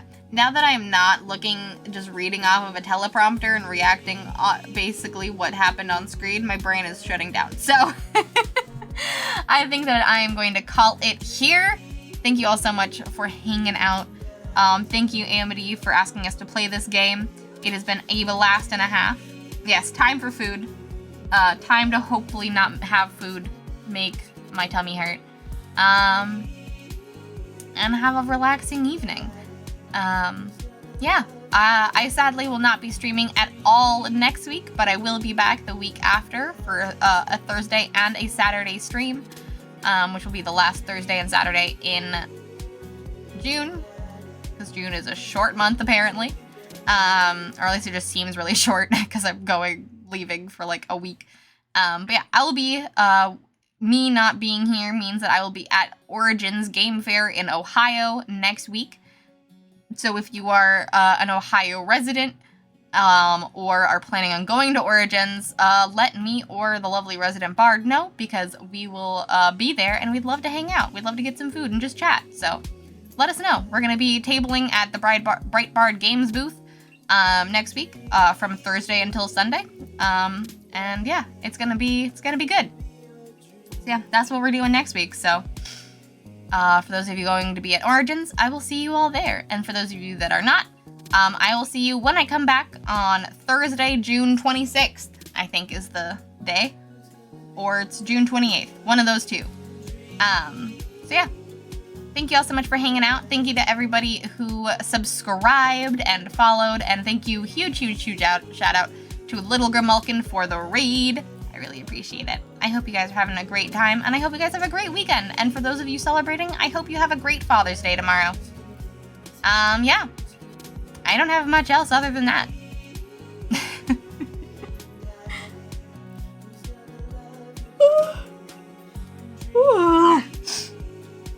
Craig Comics posted. Hell yeah.